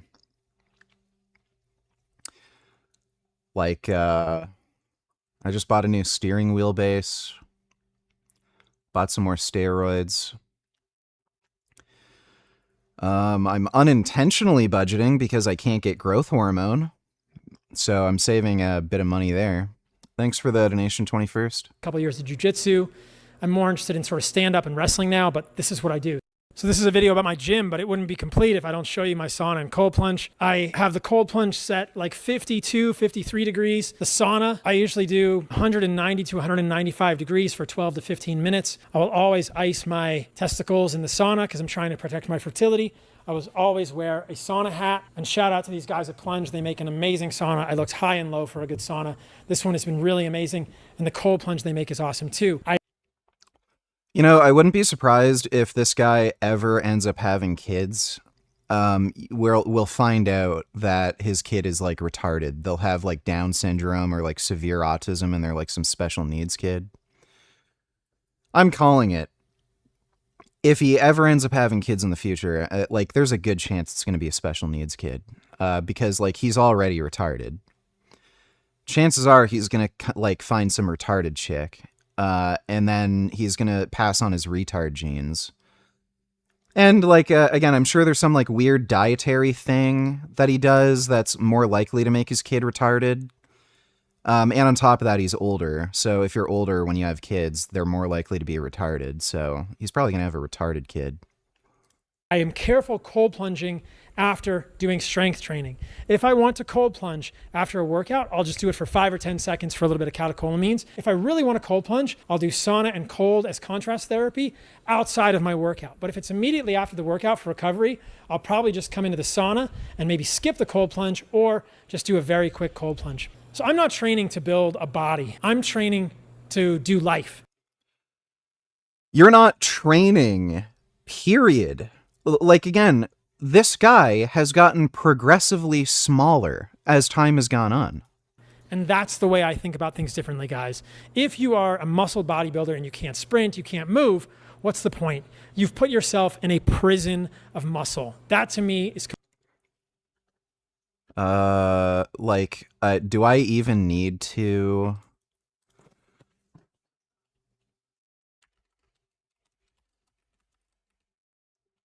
What's the thing, the combine?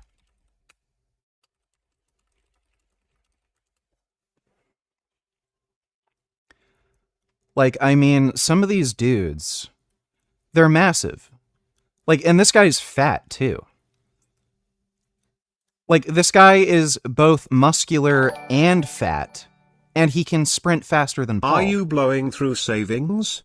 I'm not understanding where this money is coming from. You spend at least $800 per month on groceries, steroids, rent, gummies, food/litter/vet, gas, motorcycle, heating, water, random shit. Are you using your savings? No. I make it work, okay? Thanks for the donation, 21st. So this guy is both more muscular and fatter and significantly heavier than Paul. And again, 5.27 40-yard dash. And a lot of these NFL, like these dudes in the NFL, they're squatting like in the 600s.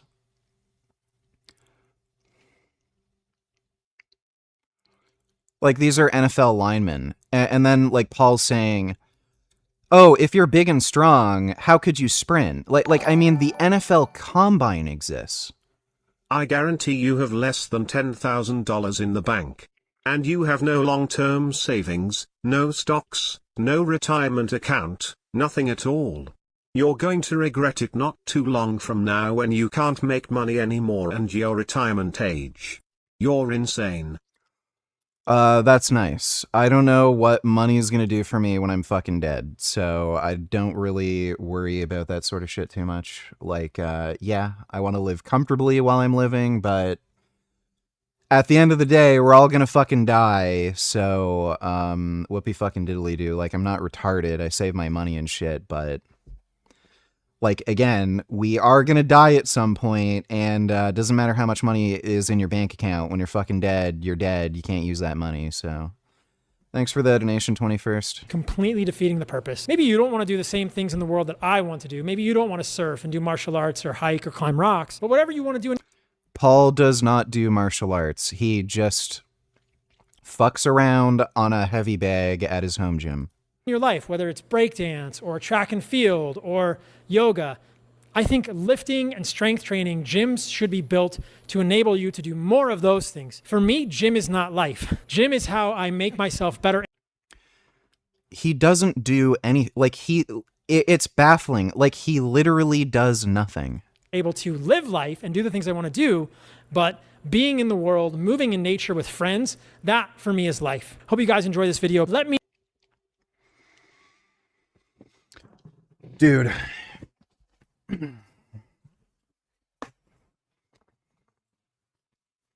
This dude is just a complete fucking clown. This whole carnivore cult thing, these are the most, like, unathletic people I've ever fucking come across. Even these influencers, with the exception of, like, Sean Baker, who actually lifts, they're all weak, lazy people. Like you can look at, you know, people with small channels who just upload YouTube videos sort of recreationally for fun. You know, those small channels with like 10 subscribers where they're just talking about some of their experiences. All the people who do this carnivore bullshit, they're all like, at least in their 30s. A lot of them are like 40 or 50. They're fat, never fucking trained or did any sports in their life, and they were interested in doing the diet because they were told, you can lose weight without exercising. And then, like, here's Paul Saladino, the top carnivore influencer who eats, like, fruit, rice, and honey, who, like, literally does not do any training. Type in hyperarch fascia training on YouTube PLS.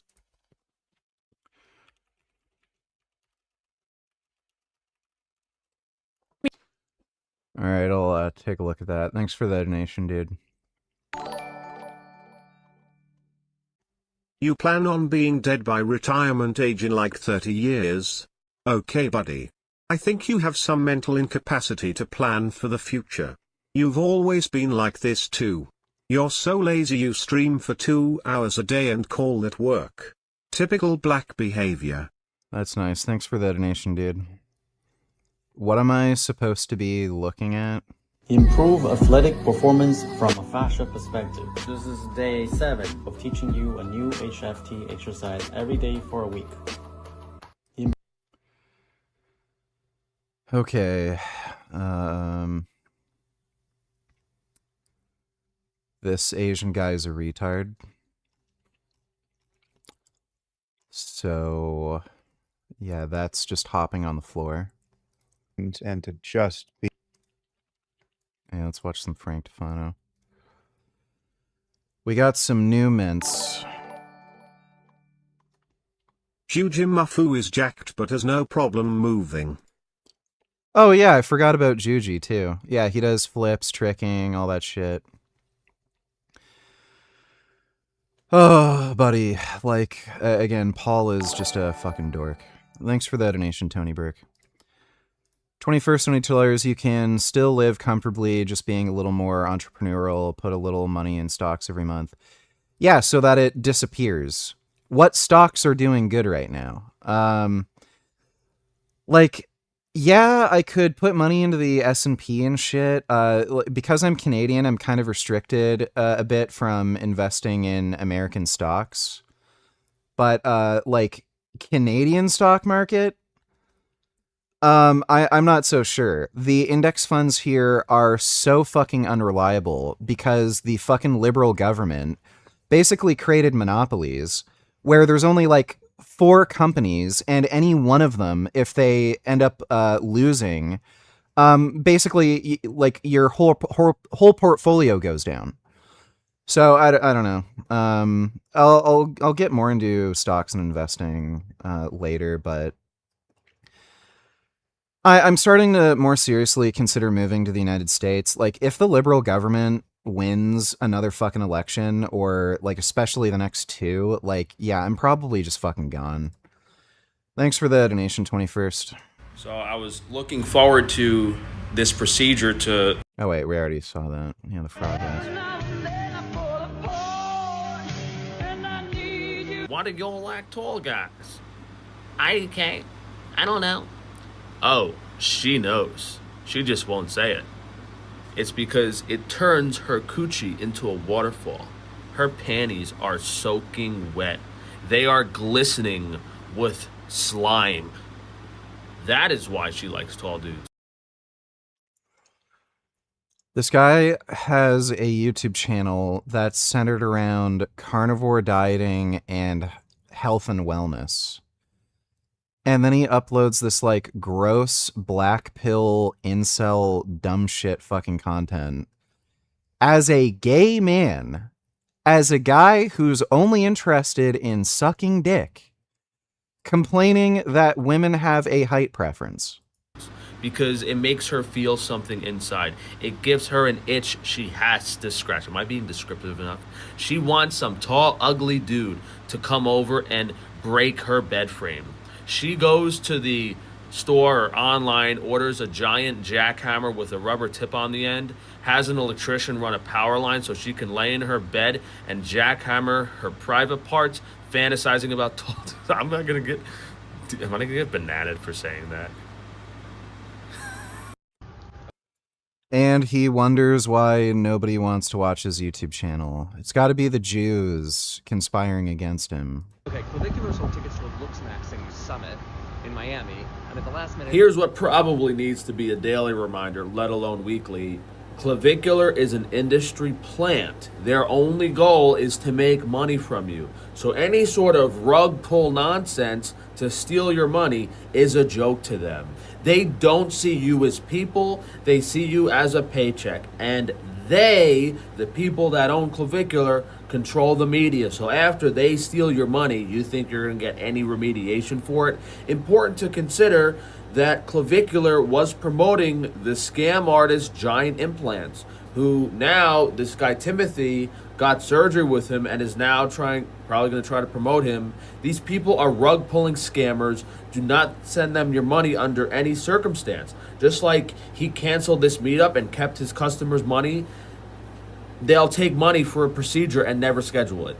We had some leftover. Clavicular had a nose job. I also don't know what he means by industry plant.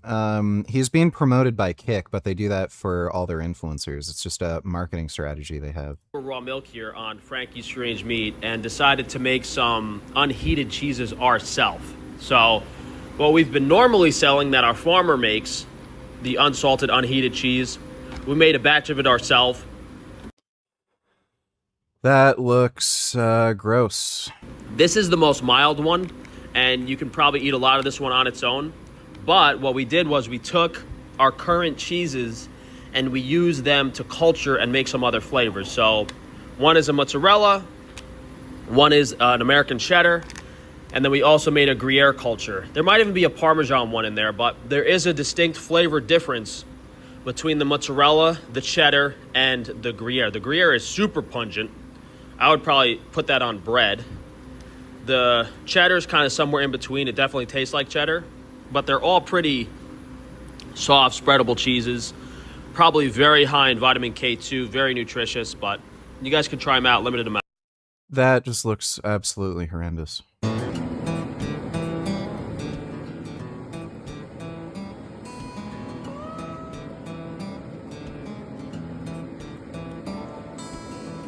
Gross. And then he's going to rub his dirty fingers all over it in a video saying, look at this roast that we made. And he has like a Band-Aid on his finger that he rubs into the fucking meat, and then he's going to put it into his freezer that doesn't work, that doesn't get cold enough, and then ship it to you. And then I guess the person's going to order a chargeback because, you know, the Jews are conspiring against him. Be interested in anything that you find interesting, and to be surrounded by people doing the same thing, you know, so it's not that there's no pressure, but it's a very specific type of pressure. It's not the pressure to make your life work out in the world. It's not the pressure to find a career immediately. It's a very useful crucible, and it's over far too fast for most kids, I think. And it's I mean, just culturally, I think it's valuable. I mean, there are other things that are valuable that, you know, I haven't experienced. Like, you know, being in the military, I'm sure is valuable, and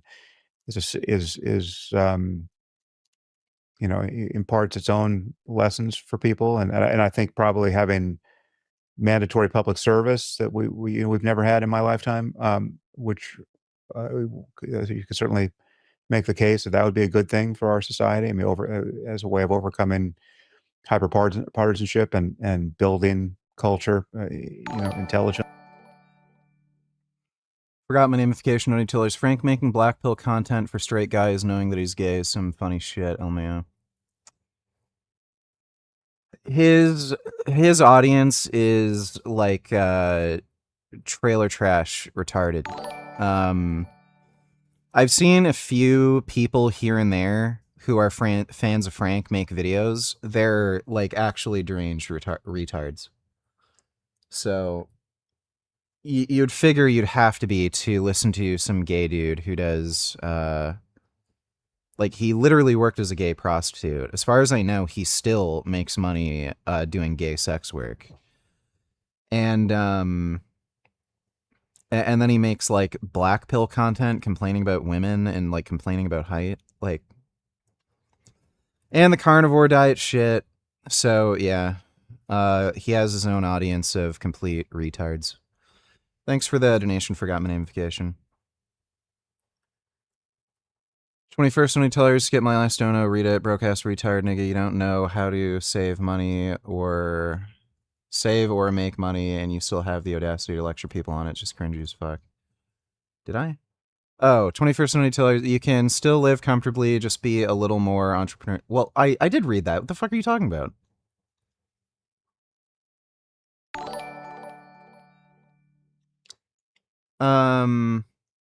Oh wait, did I only read the first part and I got distracted? Put a little money in stocks every month. It's not that difficult. You should have been doing that starting over a decade ago. You should be offering training in Make Money Idiot. Okay, I'll consider that advice. Thanks for the donation, dude. Kid Boo donated $2.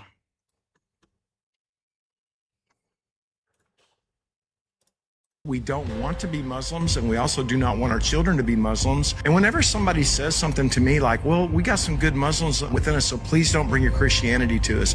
They're good right now in the stage that they're at. But you let it continue, and it will go to the stage that it has in every other Muslim conquered nation.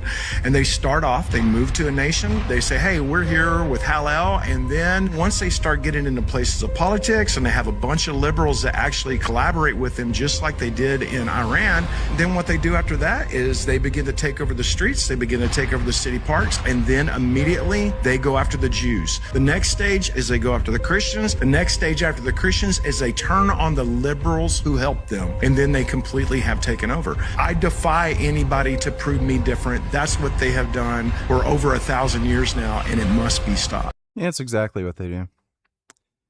Thanks for the donation, Kid Boo. Intentionally, but I think college is very useful for some people. You can certainly make Gum Gum. Come here, Gum Gum. Yeah, come on, come cuddle. I want to cuddle with my kitty. Yeah, there we go. Oh. Look who I got. I got a big gum gum. Got a big gum gum here. Oh my god, he's so big. You guys see how big Gum Gum is? He's so big and handsome. I love my big handsome Gum Gum. How are you doing, Gum Gum? You a good baby? You a good baby, Gum Gum? You know I love you, Gum Gum. You're just so good.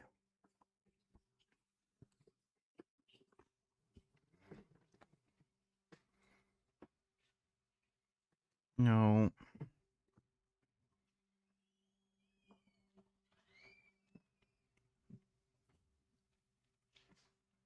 Gum Gum. Cuddle. Cuddle, Gum Gum.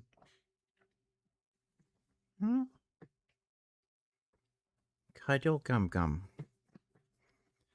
Come cuddle. Yeah, that's good. Make the case that we have a lot of miseducated people out there now. What a good baby.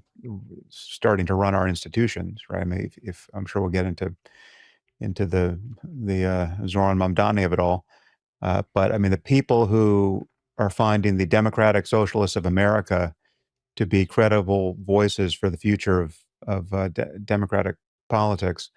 I mean, all of that's frankly terrifying, and it is, perfectly correlated with being a miseducated dummy coming out of a school like Columbia, right? So it's like it's possible for the whole college experience to sum to something that's truly embarrassing intellectually and morally, but in the general case, I just don't think that's the outcome, and and it shouldn't be. And we can certainly guard against it. And I think it's, I think we will.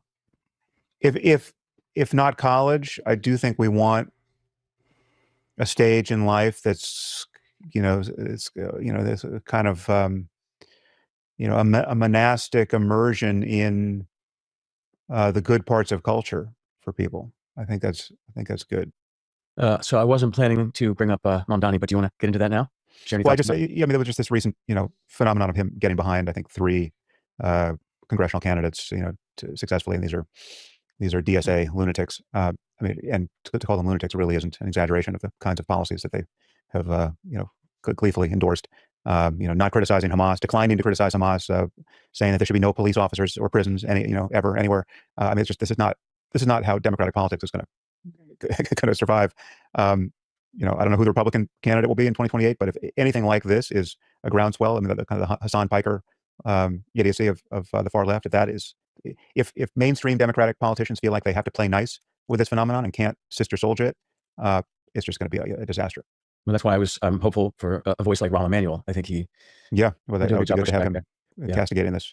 The inability for people to say anything negative about Hamas sounds very similar to all those Republicans at every hearing when they ask if you see those great clips when they ask, was the president did the president 2020 election? And what do you mean by the election? Each person is just incredibly frustrating to watch those clips. So that is my fear, is that some crazy construal of the Israeli situation, whether you summarize it as Israel's guilty of genocide, or I don't know how you capture it in a sentence, but there'll be some loyalty test of that sort against which the Democrats will filter in 2028, and it'll be it won't be good.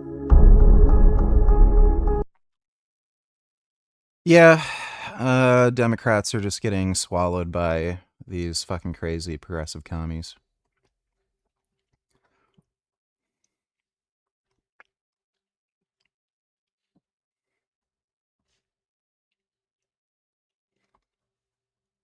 Sometimes the old way really was better, and with games and movies and things like physical media, that's definitely the case. Sony It's called piracy, dumbass. Just announced that all Studio Canal movies are going off of their Sony PlayStation Store service, and they're just going to take them out of people's libraries, even though when they bought them that said purchase movie. When you purchase something, you typically take ownership of it, and when you had DVDs and Blu-rays, when you did that, you actually had the disc, and I still... That's not even true. These dumb discs have copy protection on them, and sometimes the copy protection is so broken that they won't play on all DVD or Blu-ray players. And it's a very common problem with the copy protection on these discs to not be able to run them on a PC. So that's not true.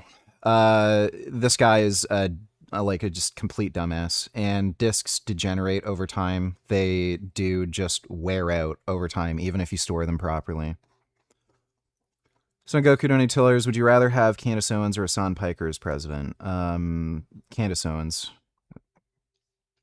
Hassan Piker is genuinely a genocidal fascist. Don't know if I'd quite say that about Candace Owens. She's just like a deranged retard. And a lot of what she's doing, I think, is just a grift. Like, again, this kind of slow shift towards like the insane nonsense she's spewing. It seems like it's algorithm driven and she just knows she's doing it for money. Thanks for the donation though, Son Goku. I'll have tons of these things, and I still own them. Dodo Donate Tellers, should Israel or the U.S. strike Khamenei's funeral where presumably all the loyalists would be, or would that be bad? No. Peace talks with Iran, they're on hold today as that nation begins funeral services for Yeah, they should absolutely strike the funeral service. Supreme Leader Ayatollah Ali Khamenei. He was killed in the first wave of U.S.-Israeli strikes in February, you'll remember. Former Assistant Secretary for Counterterrorism at the Department, and reportedly a powerful general who leads Iran's Revolutionary Guard, emerged from hiding and said some inflammatory things about enemies of Iran who will die soon. I'm just paraphrasing. And that's likely to be expected now and over the next few days. But what do you make of this specific threat from the Revolutionary Guard general? And how is the U.S. kind of using this as an intel opportunity? Well, Errol, certainly the fact that this funeral is happening in the first place, and second, that these key figures, including General Vahidi, who is the head of the Iranian Revolutionary Guard Corps, previous Minister of Defense and Minister of the Interior, just the fact that he and other senior figures are showing their faces, that they're emerging from hiding to attend the funeral, really signals to me that they have some kind of reassurance from the United States that the United States is not going to take the opportunity to assassinate all of them while they're literally above. Well, that's what they say. We'll see. Yeah, they should absolutely strike the funeral. Nothing's more cringe than white people forming human chains for this.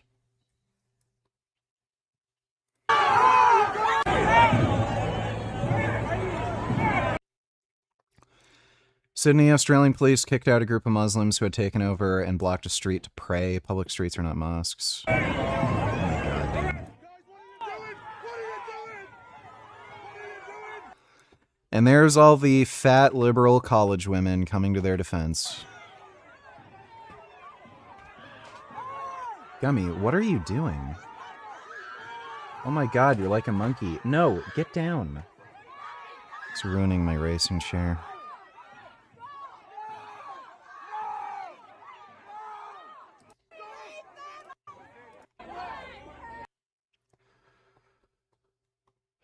Yeah, that's fucking Australia. Thanks for the donation, Dodo. I can't distribute them myself. I can't send them up to other people. That's not part of the agreement that I have in terms of copyright and ownership. But I can play them however I want. I can rip them into my server and store them on my NAS. I can play them back on my TV. I can play them back on my iPad. You can do that same thing if you just pirate it. And the company can't control my use of it like that. But yes, that's why you pirate things. When you like, again, this guy is such a dumbass. Again, these fucking DVDs and Blu-rays have copy protection where the majority of them will not play on a PC, and you need to use special fucking software and shit to be able to even download them on your fucking computer. So why wouldn't you just pirate it in the first place rather than pay some dumbass fucking company who's just going to try to inconvenience you and not let you play your fucking media however you want? Like, it's stupid. What's the fucking point of the disc in the first place? Sego donated $2. I agree with everything you said about Frank, but Didn't you literally shove dildos up your ass in OnlyFans? Yeah, that's not because I was gay. It's because I needed to make money. What's the difference between you and him? I'm not gay and I don't suck dick. Isn't that a gay prostitute? Not trying to be mean, but what's the logical distinction between the two? What do you think gay is? Like, there are straight dudes who like putting things up their butts. There are dudes who like to get pegged by women. That just feels good to them. Doesn't mean you're gay. Do you like homosexuality is being attracted to men? I'm not attracted to men. Thanks for the donation, dude. You buy it, even though you're not really buying it, even though it says you're buying it. When you buy it on the PlayStation Store or from Apple or from Amazon or from YouTube or any of these organizations, you're not really buying the movie in the same way. You're just kind of like buying access to it. Yes, that's why you pirate content, dumbass. For some period of time, which may be a day, maybe a month, maybe a year, maybe a decade, I don't know. But it's kind of ridiculous because you're paying more for it than a rental. And they do have rentals and purchases, but you're not really buying it in any sense. And it gets worse because Sony just announced that I think in 2027, they're going to stop producing discs for their games, meaning you can buy a boxed game like Grand Theft Auto 6 or something like that, and you're just going to get a digital access code. Yeah, why do you think they're doing that for GTA 6? Chances are the file size is too large. So. Meaning, and this is without talking about like stop killing games, meaning you're buying something, you're purchasing it for 70, 80, 90, $100 or. Everyone check out this shop and buy from her.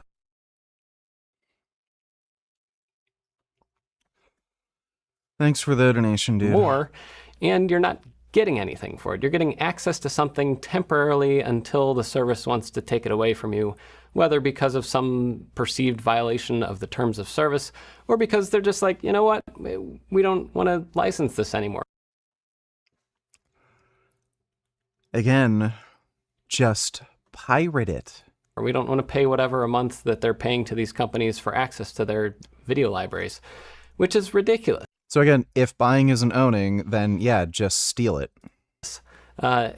It's funny, like I thought 20, 30 years ago, we were moving in a direction where we were getting better content ownership because like with Apple iTunes, Steve Jobs famously argued with all of the music distributors, like we want people to be able to buy these songs and have access to them, and they can download DRM-free versions of it and do what they want with it. And for a short time, people were actually like, okay, I'm on board with this. I'll pay $1 a song or $12 an album or whatever, get these songs, and I can store them locally. I can do whatever I want. And Apple even had a way that you could back up your library, but all DRM-free. Lol, did I scare you? Did you think I linked your ex's shop? She does need money to pay for Jake's vet bills. You know, the family you abandoned? She doesn't need that anymore. Thanks for the donation, dude. Through their iTunes Match and all that. But with Spotify and now Apple Music and all these things, music is going back away from that model towards DRM and subscriptions and all that, where you don't actually have any ownership over the things that you want to watch. And there's always this argument of, you know, a movie is $20 or $15 or $25 or $30 or whatever, and it's so much cheaper just to have access to Netflix or something. But now we've seen that breaks up too. Now we have Netflix and Paramount Plus and Peacock and Apple TV Plus, and I don't even have to get into all these different things. I think there's Prime and HBO Max or Plus or whatever that is. There's so many services now that if you wanted to have access to all the movies that you used to have access to, just like at a Blockbuster, you're gonna have to pay like $800 a month. So don't tell me that paying $30 for a movie one time a month when you want to have ownership over it and watch it as many times as you want, with as many people as you want, however you want. Don't tell me that those things are equivalent, because they're not. And if the streaming stuff works for you, that's fine. I'm not saying that you're a bad person or anything. I'm just saying that when you have words like buy or purchase or ownership, those things mean something. And when people can just take away the things that you bought, that's kind of like somebody coming into my studio here and saying, you know what, that tool up there that you bought, we don't think that. YouTube age restricted this stream.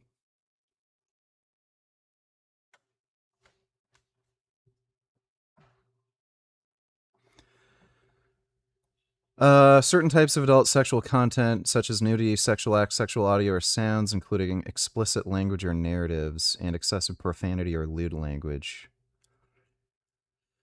Oh, you know what? It might have been the Frank Tufano video. Dude, what the fuck? Okay, the AI bot on YouTube's getting pretty fucking weird. That you should be able to solder anymore. So we're going to take the soldering iron that's right up here. We're just going to take that back from you. So I go to $2. Know you watched this a long time ago, but watch again for the lol. You didn't link anything. Maybe I'll watch it if you link it, if it's worth watching. But thanks for the donation, dude. It's like, no, I bought that. And those words mean something. So I don't know. I hope that somebody can like... Why doesn't she need that anymore? Did Jake die by neglect because you were both too lazy and broke to take care of him? Man, why do all y'all's animals die so fast? Finn, BMO, Prismo, Jake, or you dump them like the bunnies and Lucy. It's really horrible. None of the animals died. Finn died of old age. He was like 12 years old. Yeah, the horse didn't die. She has an ability to make her own money, and she doesn't need any from me anymore, so... That's all you need to know. Thanks for the donation, dude. Please watch. Does No, this mean Bimo he didn't killed die. Leo? Okay, go.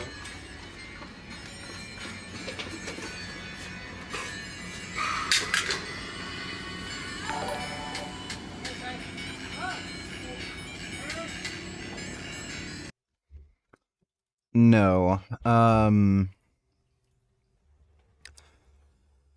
So Leo on Longevity was an incredibly unlikable, unhinged, just degenerate, like fucktard.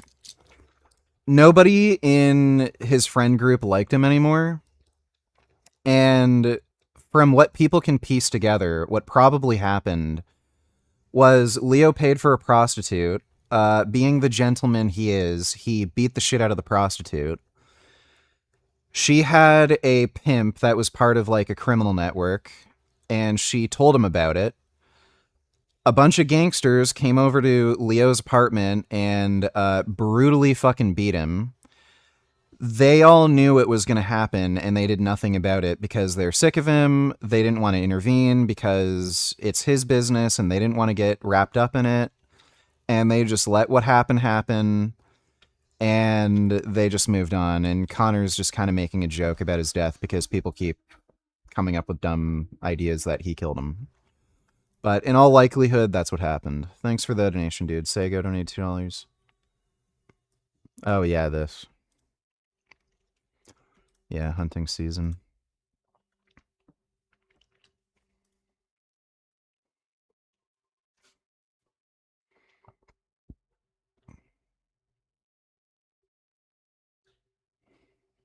We made fun of gay clubs and people who hooked up all the time. But even though I've become the kind of person I used to make fun of, God, I haven't...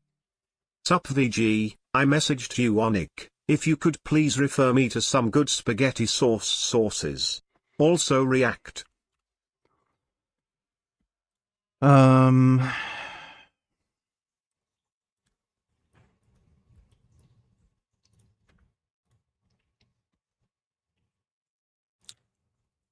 Okay, I can do that for you.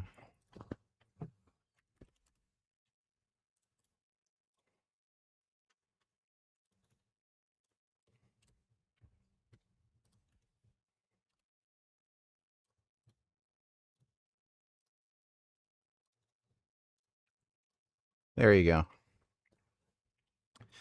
And I'll look at those links in just a minute. Thanks for the donation, I dude. haven't seen Will out in ages. Yeah, well, it's a special occasion. What, accountant holiday? We agreed to a first three-way.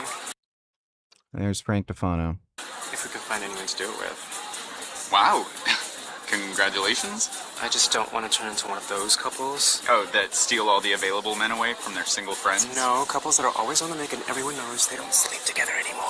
Who cares what other people think? Well, I think it's So this is in fact a gay porno.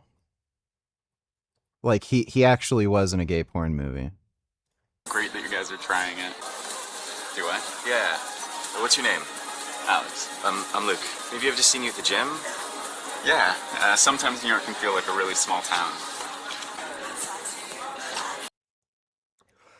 People have told me about India Mart. I don't know what it is.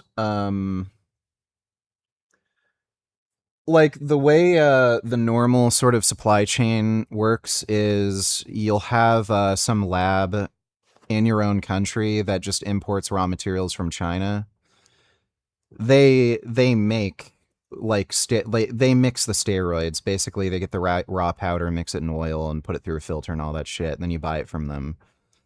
So the only time you'd get fucked over by importing is like import restrictions or seizures is if that company can't get in enough product to sell to anybody. And then with peptides, those are just already lyophilized and they are what they are. So again, if you get it through a local supplier, the likelihood of that getting seized in the mail is like practically zero. So, but if you order directly from China, that could get seized. So I don't know how India Mart works. I don't know what it is. Oh. Hey, Gum Gum. No.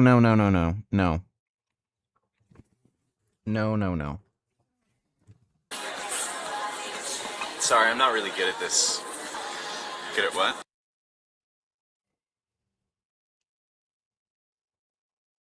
I wanted to thank you for being such a good boyfriend. You were my first experience with a guy. And if we were still together, I wouldn't want to let you go. I feel like I was the reason we broke up. And I was awful because I was always ignoring you. You were fine. I was too immature. I didn't know how to act. Oh, listen, I don't blame you. Really? Yeah. Yes. You were my first love too, you know? It's been a mental block to me for years. I never realized how terrible I was. Lewis, don't say that. I'm so sorry. You were so great to me. And I didn't know how to treat you. Listen, I don't blame you, alright? I promise. I was thinking we could get back together. But you were about to graduate. So the most important thing is, you know, we learn from it. We move on. I know we can't get back together. And I hope you can find love soon. I'm sorry. I gotta go to class. Wait. Yeah, he tried to do acting.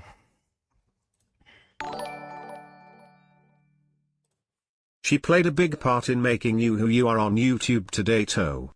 And if she weren't around, you probably would have offed yourself. To say that she doesn't deserve anything from you anymore to take care of the animals you both adopted together is wrong. That's nice. Thanks for the donation, dude.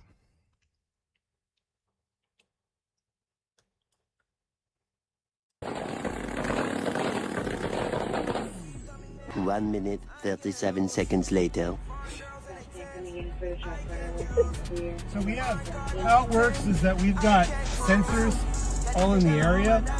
So what it did, Oh, it's a gun thing. so it pinpointed, it used triangulation, right?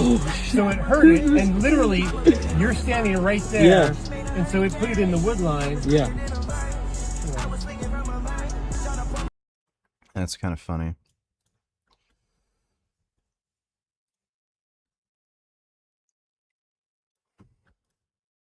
Who were very angry with me, come back to me 3 years later, said, please teach me how to eat right. My doctor says I'm back. I've had a lot of vegans who were very angry with me come back to me 3 years later and said, please teach me how to eat right. My doctor says I'm dying. Yeah. Yeah. And again, there goes another one, and it's like balance. I'm assuming these were all women who had an eating disorder. Yeah, balance. Balance in life. It's like we've got molars and incisors. Eat fruit and vegetables and eat. Dude, this is like... He's willing to do another like podcast thing with me where we talk about vegan nutrition for bodybuilding and shit. I'll be darned. I know.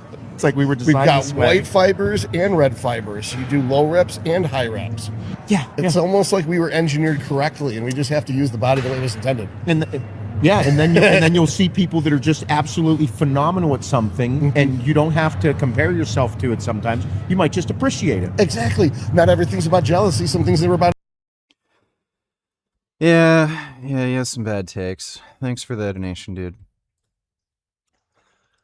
Does Isaac ever clean Gummy's litter? He has. When I was away in Australia, he did that for me. Frank is fucking gay. He is. Thanks for the donation, dude. Sue Sony for this and get some recompense, because you can't buy things from someone and then have them just remove them from your library. And part of the problem with that is when you buy a thing and you don't have actual ownership or control over it, like in the Sony store where it's all DRM protected, you can't back it up. You can't have it on any other device. It's all tied to your Sony account. And that's also why I don't recommend people buy things from any of these other stores that are online only and require DRM. Anyway. Discs have DRM. Like it doesn't make any sense. Like people are talking about like, oh, if you buy the disc, you own it. In all likelihood, the disc will last longer than the console itself. So, like, this is proprietary software that's meant to run on a specific system. You can't take a PlayStation 5 game and then run it on a PC or any other, like, console or whatever you choose. So you have to have that stupid, dumb proprietary device that has that weird DRM lock-in thing. So what good does it do to just buy the disc? The console eventually is going to break down, not work. You're not going to be able to get replacement parts for it eventually. So, like, it's just stupid. The problem fundamentally is DRM and having things locked down to, like, particular systems. That's why with PC gaming, again, you don't really have that issue. Like, you can end up running into weird things, like there's different operating systems certain things will run on, but again, like there's emulation and shit for that too. So the fundamental problem is DRM, not this dumb fucking shit. Rossman just made a video about it. Hey everybody, how's it going? Hope you're having a lovely day. Welcome to today's episode of How You're Getting Fucked. I'm your host, Louis Rossman, and today we're going to be talking about Sony discontinuing the idea of having physical media for your games and why I don't care. This eye looks darker than that eye. Many of you may be thinking, Louis, why don't you care about this? Don't you care about ownership? I can't believe you said that you don't care that Sony is not giving you a physical copy of your game anymore. Honestly, couldn't give a fuck. Completely irrelevant, in my opinion, and I'm going to show you why. This is something that I see happening in the car community when people start talking about vehicles that are not fixable or vehicles that spy on you. I've gone over this in older videos where people will bring up how Tesla has a computer in it and the Tesla is spying on you and these damn unfixable electric cars and these damn unfixable Teslas. And one of the things that they are missing out on, and one of the things that annoys me when I hear those statements, is by getting all the hate on Tesla. And to be clear, Elon Musk deserves a lot. If you just look up the word Tesla or Elon Musk on my channel, you will find I am not a fanboy by any means. But the issue that I have with this is that when you put all of the pressure on this one person, it allows everybody else to use that person as a piñata and then take cover for the actual anti-consumer actions being taken by every other car company. Jim Farley, the CEO of Ford, was recently talking about how you shouldn't be fixing your car within the warranty period. He was fear-mongering over it while he was talking with the President of the United States along with other car industry executives and trying to get rid of this thing called the Repair Act, which would make it easier for independent mechanics to be able to get access to what they need to fix vehicles. And he said that they could kill you. It could kill you if you fix a modern car. Now, he was not talking about a Tesla Model 3, nor was he talking about the Ford Mach-E, which is one of their models of electric car. He was talking about the Bronco, which is an internal combustion engine car. So when people in my comments start going back and forth about how electric cars are horrible and Tesla's horrible and all this other stuff, I'm not saying that there aren't stupid shit with electric cars. I'm not saying there's not a lot of problems with it, but you're giving cover to traditional automakers that make internal combustion engine vehicles primarily to be able to do the same shit. When General Motors introduced technology that was spying on everybody in their cars, they were doing it on both their gasoline cars and their electric cars. And because they were in Tesla, it wasn't really getting noticed as much. When Ford says that you shouldn't be able to fix your car, this is only now starting to become something that is going mainstream because people are focusing on the wrong thing.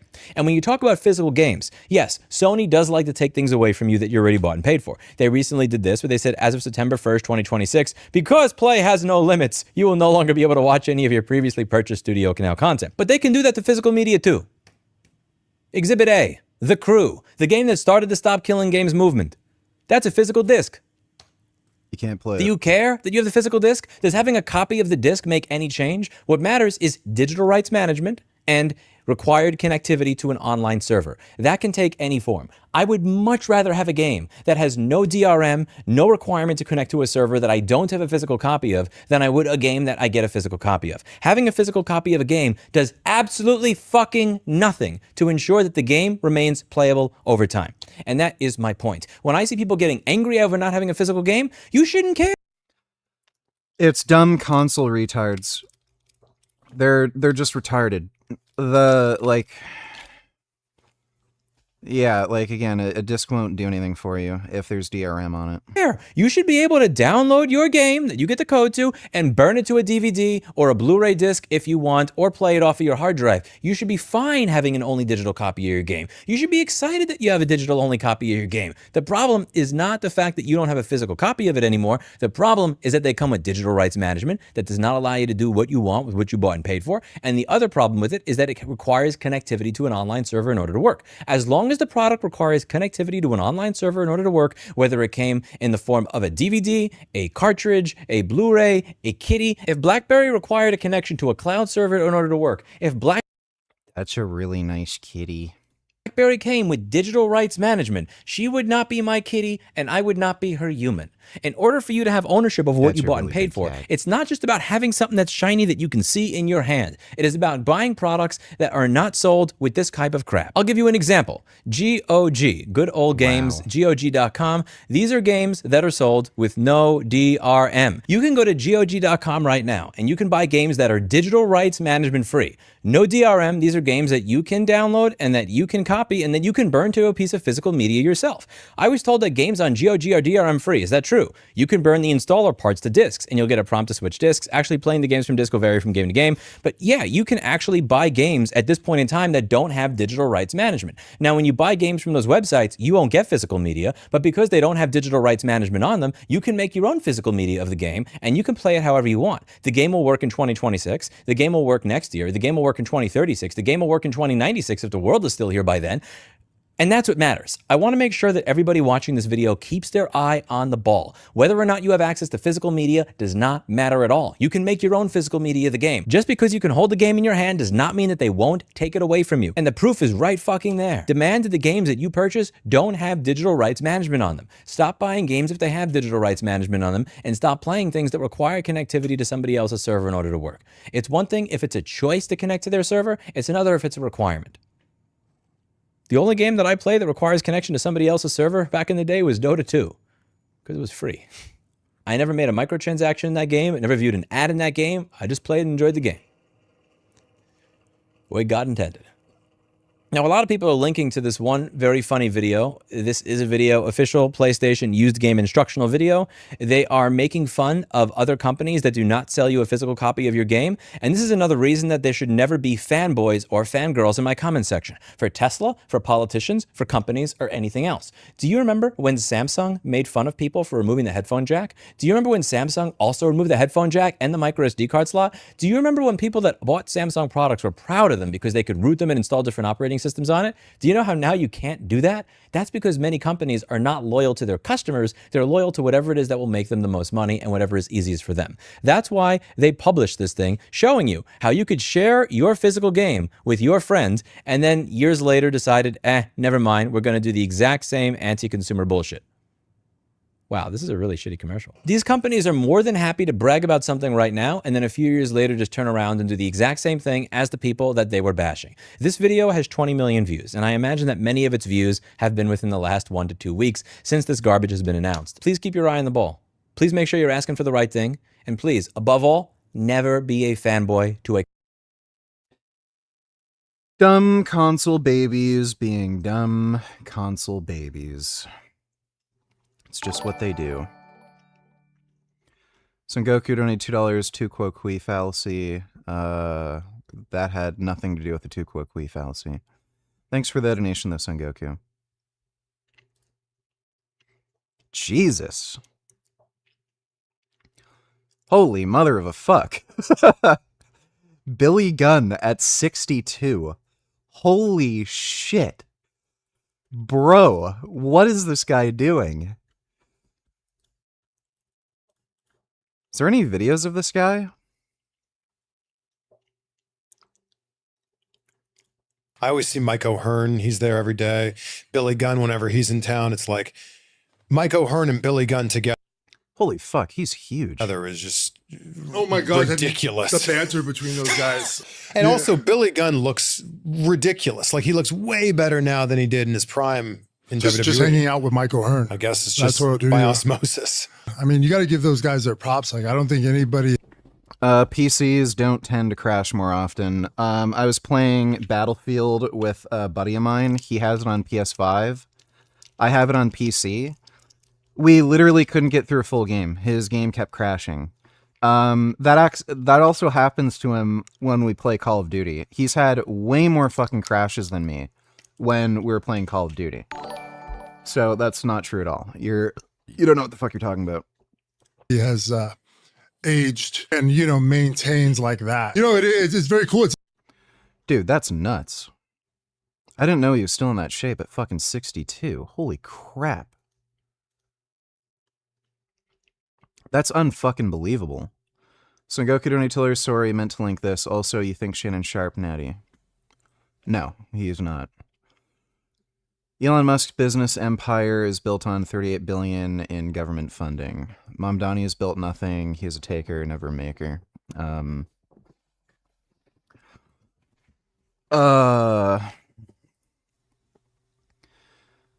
That's not a tu quo qui fallacy. That's just him pointing out his hypocrisy. Thanks for the donation, dude. But yeah, Shannon Sharp ain't natty. Yeah, that is crazy. Off the chart. Yeah, we gotta fucking grind some Battletoads.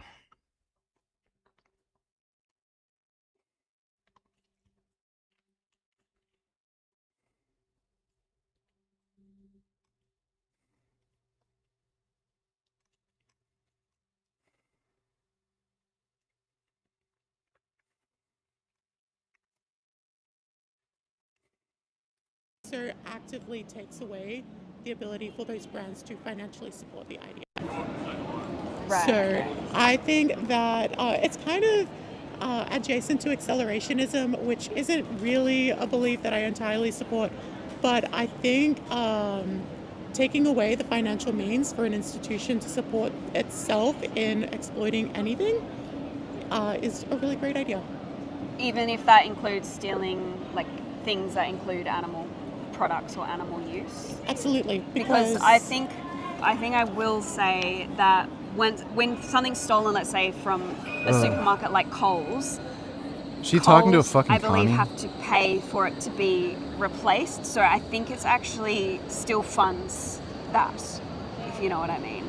Is that right, Jack? You said it. Still supply and demand. They have to put it back on the shelf. Yeah, so I'd be careful about that because you could be indirectly be giving money to these companies that you're against, even by stealing, because then the shop that you stole from has to pay for it to be replaced, if that makes sense. So maybe look into She's that. talking to a Hassan Yeah, Piker okay. commie. That's an interesting, yeah. Yeah, just be careful because obviously we don't want to be funding any form of exploitation, right?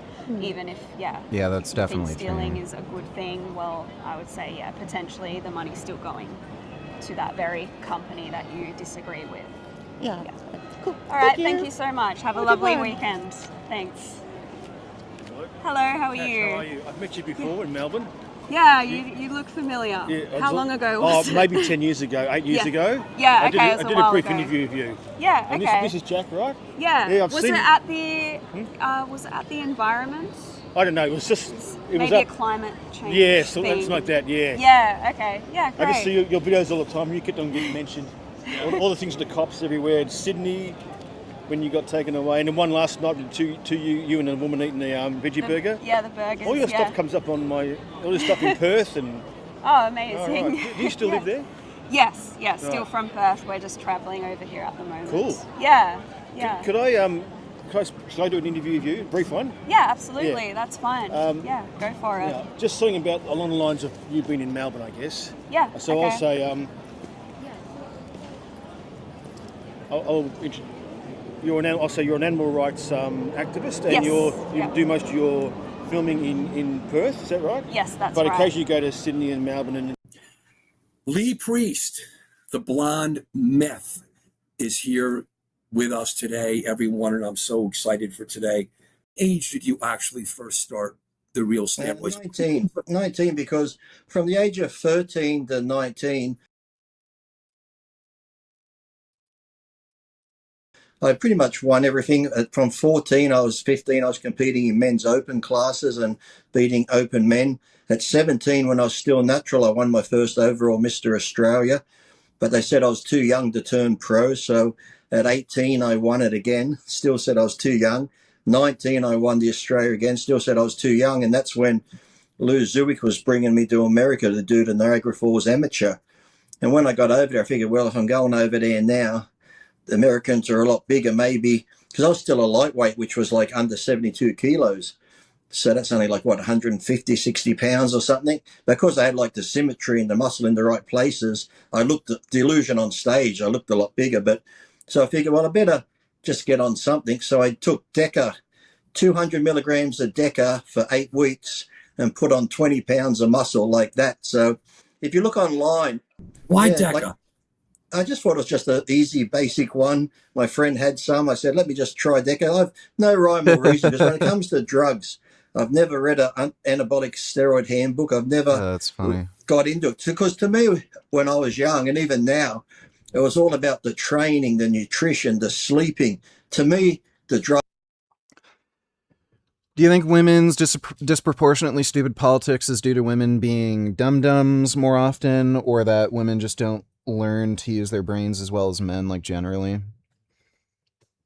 I think what you'll find is there's a much higher proportion of men that are higher up on the IQ spectrum, whereas there's not nearly as many very intelligent women, and the distribution of their IQ is more towards like right smack dab in the middle. On top of that, there's just differences in the way women tend to think. They tend to be more egalitarian in their kind of in the way they like construct social norms, whereas men are more meritocratic. Yeah, meritocratic. So men create meritocracies, whereas women create like No.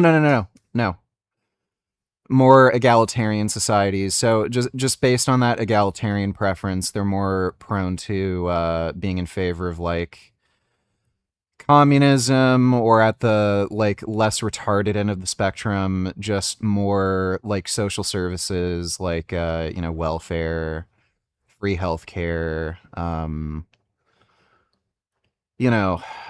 just social safety net type stuff, like unemployment, free childcare, stuff like that. So that's probably like the big reason why they end up preferring like dumb political views.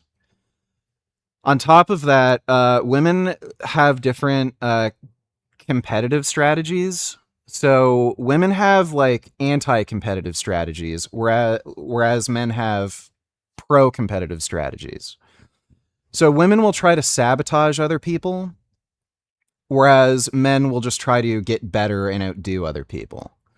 So that probably also leads towards them favoring communism, because again, a big ideological thing in communism is to take away the most successful people's wealth, basically murder all the rich elites, all the successful businessmen, all the people who are able to actually make money being entrepreneurs, and just kill them or steal their money through taxes or something and then give it to everybody else. So again, if you have that anti-competitive mindset, like more women tend to steer in that direction, women are going to prefer something like that. And I do think there is a cultural thing where women just aren't expected to be smart and competent and think about things. So there are a lot of women who just have no fucking hobbies or interests. They don't really learn anything just because they're not expected to. There's no social standard for it, and they end up just having worse critical thinking skills. Drugs were the last thing. Sadly now, kids are putting the cart before the horse, and they're getting on drugs before they even start training. So I'm always like, you need to have some foundation work. And it's like when young kids come up and they go, I want to be a pro. How can I be pro? I said, Anarchy is fucking retarded. There's never been any successful society that's had some anarcho system. It's fucking dumb. listen, if you go to the gym and you do everything right, you eat right, you train right, you get your rest in, if you have the genetics to be a bodybuilder, you'll know it, because people who just do all that natural stuff, you'll see them at the gym. They'll be training, and month by month, you're like, God, look at that guy growing. People will accuse them of being on gear just because they have good genetics. And I was like, then I just kept growing and growing. But then I figure, well, if I'm going to America to play with the big guys, I better go on. And it's easy, because if you look at, there's photos online of where I'm in the Australian bush at 19. I look like. Is it too late for C4? Definitely for me. Like a nice Bob Parisi type physique. But then you look at the end of the year when I'm 19 with the 20 extra pounds, it's more like a miniature Dorian Yates. You can see the muscle where it's gone boom. So the 200 milligrams a deca for 8 weeks was my first cycle. Quick pause here for a second. I want to point out that I've opened another YouTube channel called Testosteronology. So what about, do you have, everyone has a coach now. Have you ever had a coach? Never had a coach. I just learned from trial and error. And that's why I think today, these coaches get too much praise, because when you look at the likes of Ronnie Coleman, Phil Heath, like all these top guys who have coaches, I've always said my grandmother could put you on a fucking diet and a drug cycle and you would grow, because they're like the top 1% in genetics. They could do anything and still grow and be good. So to me, I've always said, you don't really, look, if you're just the average person and you don't know anything about training and stuff, sure. But if you're an elite athlete and you're turned pro, you know what foods your body can handle. You know what drugs by now you can take. You know how to train. All you really need is a good train. Right. How about this, Lee? What do you think today would be a safe regimen of steroids? Understanding that if you start steroids and you're young, the number one risk is, forget the steroids and the health consequences. You're going to get shut down, and you're going to have to potentially, most likely, live on testosterone the rest of your life, right? Anabolic steroid-induced hypogonadism. Lee is aware of that, and with or without PCT. So what do you think is the safest regimen of steroids? Go back. But to me, I've always said, look, I've always used, not abused. And like I said, the most I ever took with Tisipionate was 400. Yes, I've talked about before when I went to 800 because someone advised Lee, take more, you might get bigger. And I felt like shit, so I went back to 400. So to me, when I was taking 400, I thought that was safe. But to me, I even think to myself, is 400 safe? Maybe that's too much for my body. Who knows? But compared to what I heard other people, I do seminars in the UK. I'm going there in January. But when I was last over there, I'd do seminars. And I'd ask them, because they'd always ask me what I'm taking, and I'd tell them the truth, 400, Cypionate. Right now, I've been off everything for 7 weeks. Maybe in another week, I might go back on to SUS 250. And with SUS 250, I take 1 mil every 8 or 9 days, or when I remember to take it. That's all I've been taking it, and I feel great just taking that. So, but when I tell young kids this, they look at me like he's lying. And then I say, what are you taking? And it ranged, no joke, from these young kids from anywhere from 2 grams to 5 grams a test a week. I'm like, where the fuck? I don't even know how you can tolerate that. I went up to 600 milligrams per week recently, and that was just too much for me. I don't know how like a 15-year-old is taking that much.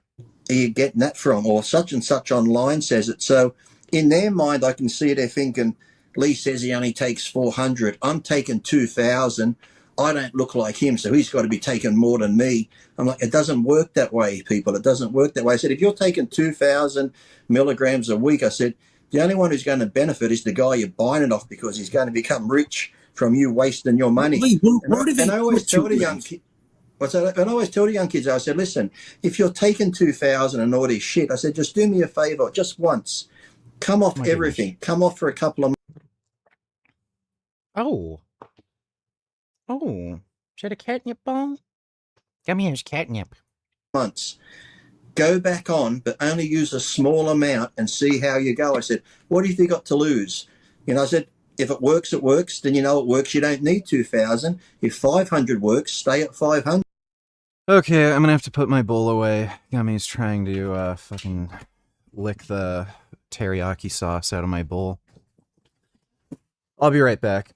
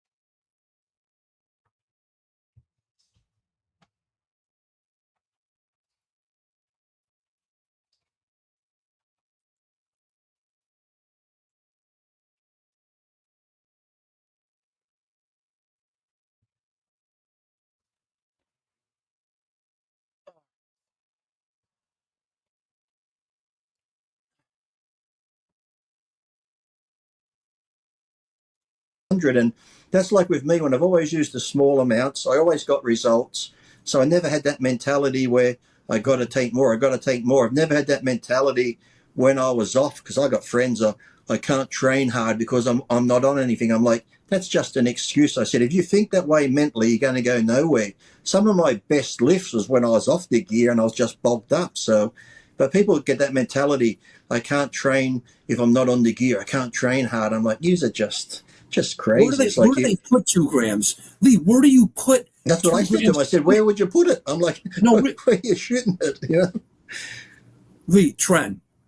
Give us thoughts on trend. Trend. Have you ever used any? Oh, okay. I used Trend 4 times my whole career. The last time was when I was married to Cafe Le Francois, the bodybuilder. I thought, I said, I'm going to the bathroom, I'm going to have a shot of it. I thought I was going to die because, you get the Trend cough, which you can't stop coughing. But this time, I don't know what was in it. As soon as I put it in, I got the cough, but then my chest got that tight. I mean, as if someone just punched me in the sternum. I mean, I was gasping for air. I'm like this. I got the needle hanging out my shoulder. And like the pain through here was that great. I just ripped it out. I thought, fuck that.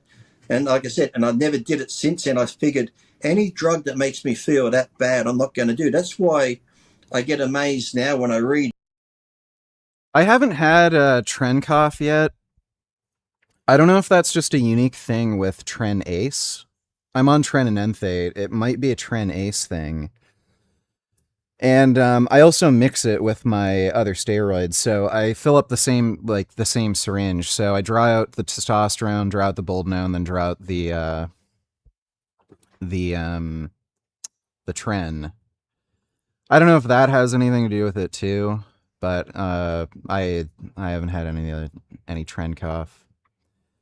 I'm also not taking that much either. It's 14 milligrams a day. So,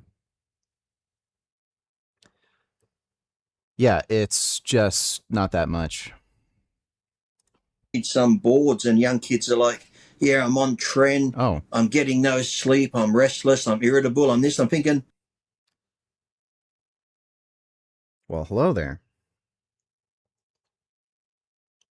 Oh.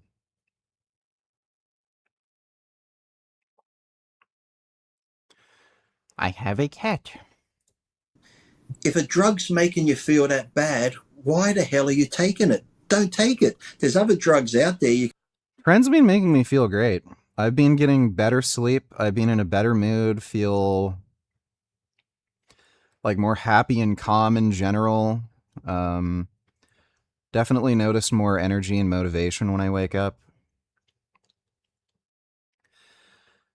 Yeah, so it's kind of funny. You can take, but I don't know why trend became this.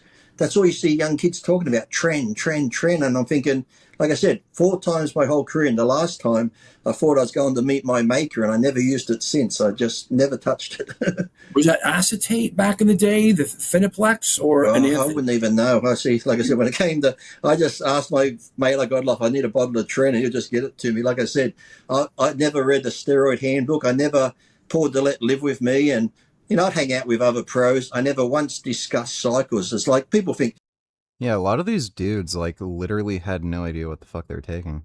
You pros must talk about what you're taking. I'm like, no, because to me, what Ronnie's taken's got nothing to do with not going to work for me. So we're all different. So to me, drugs were never, some people love to talk about drugs and this. To me, it was just like, I couldn't care less. You take what you want to take and I'll take what I take. I know what I take works. So I remember I was helping a friend get ready for a show once. He wanted me to help him get ready for the Worlds. So I wrote him up a bit of a diet and a training thing because I knew he know how to train. I said, this is the diet I similarly used. And then he goes, what about the supplements? I said, look, I'm no drug expert. I said, I can show you what I've taken, get ready for shows. And I sent it to him. Within 5 minutes, he emails me back. He goes, are you fucking with me? I said, why? He goes, that's not enough. You don't have growth hormone. You don't have this. I said, listen, if you're going to trust me with your diet and training, just trust me with this. So he followed it. Very minimal usage. He went and he won the world championship. He goes, Lee, that's the best I've ever looked and the best I've ever felt. And he was on probably a quarter of what he was used to taking. So that's why I try and tell these. Baby. What's going on, baby? What's my gum thinking? What's going on in your little cat brain? Oh, my gum. He's such a good kitty. Oh my goodness, he is so good.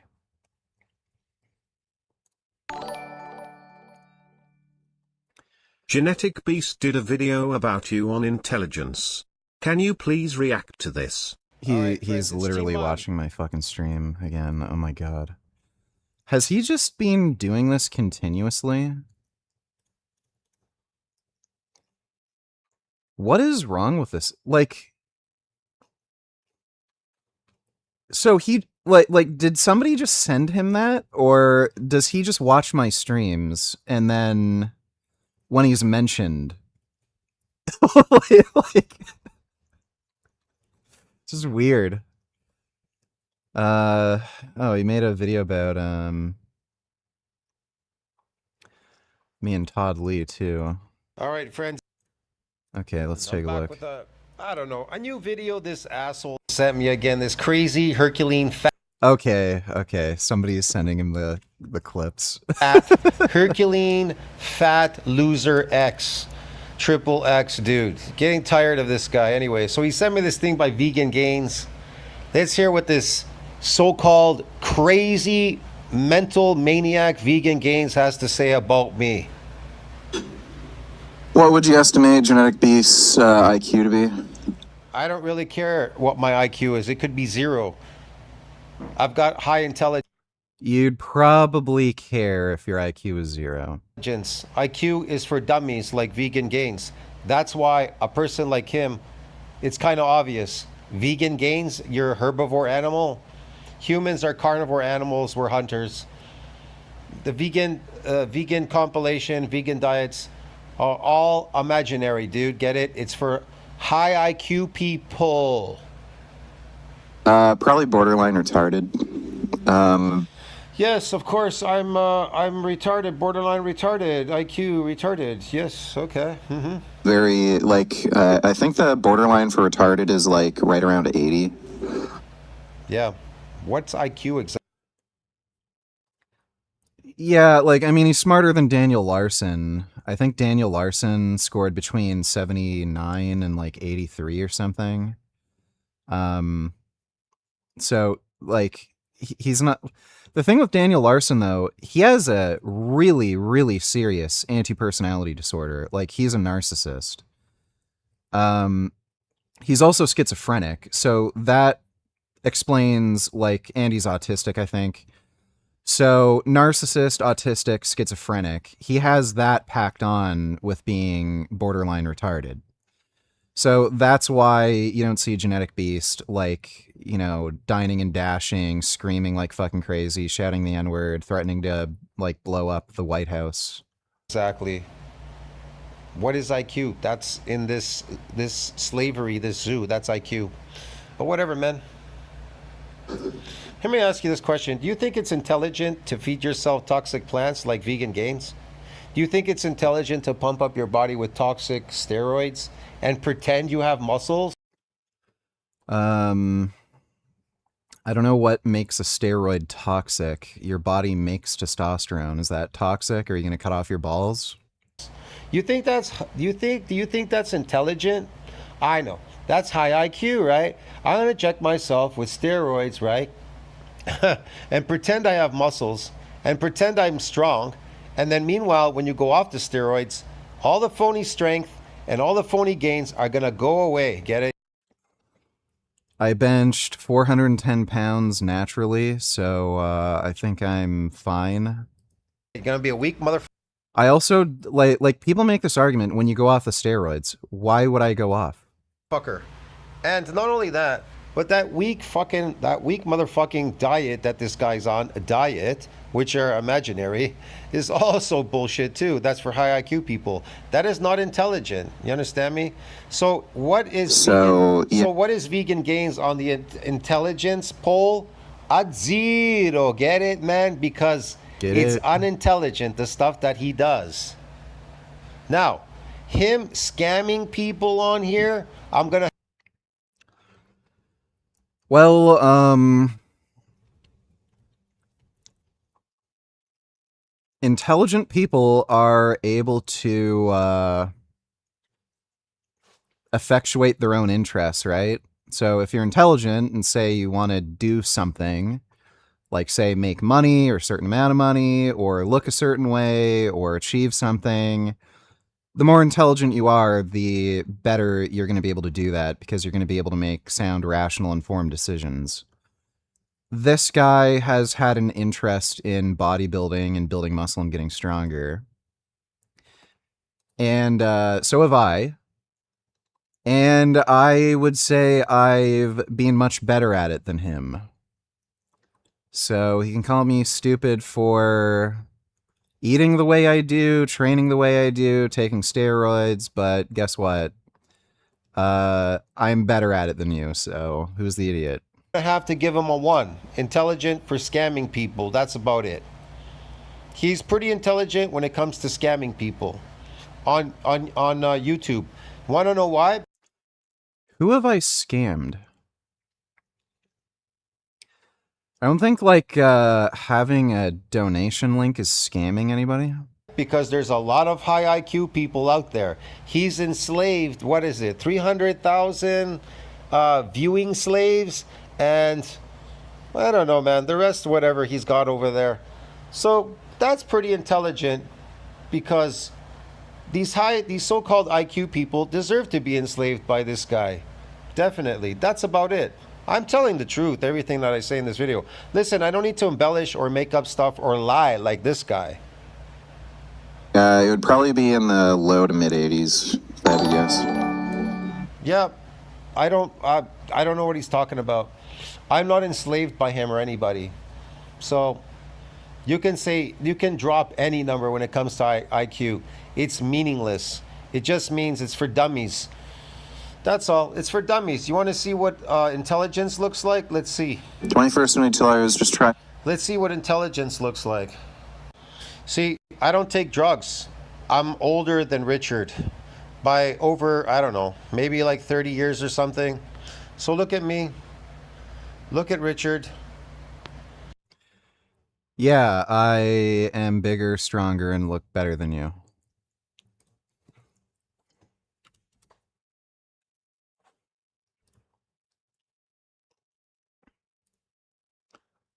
So, yeah, I think you're getting mogged there, buddy.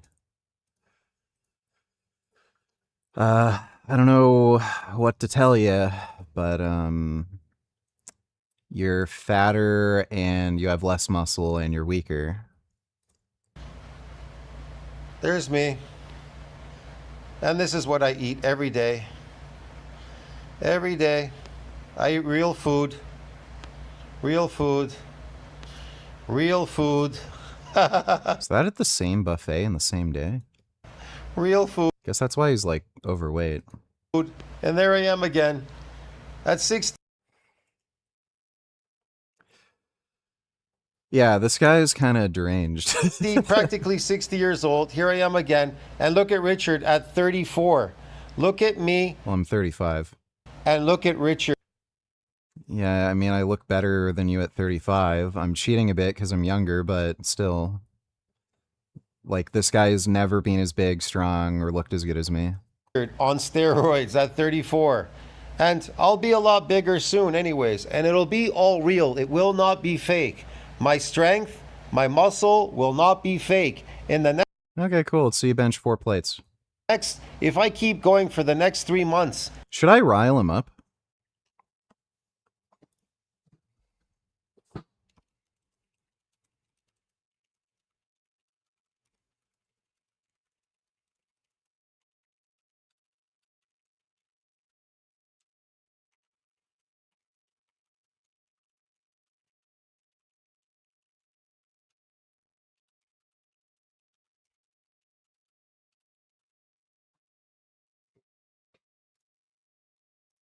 I'm going to be way bigger and way stronger than that guy has ever been in his entire lifetime.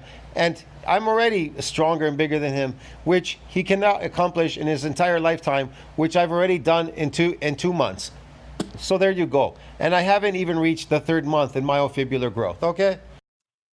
All right, let's see him bench 4 plates. So by next month, boom. But whatever, dude. You can, listen, Herculean's Idiot X, you can ask this asshole anything you want. He'll just tell you what you want to hear. You want to know why? Because you're stupid. Get it? You have low intelligence. Nobody gets... Okay. It's semen, and I'm gonna react to a vegan gains video. I'm not gonna watch the whole thing, just certain segment here, somewhat in the middle here. So we're gonna start off over here in this section. Vegan Gains says in this video, Dr. Todd Lee and Vegan Gains talk gear, side effects, cycles, and training. Okay, dude, yeah.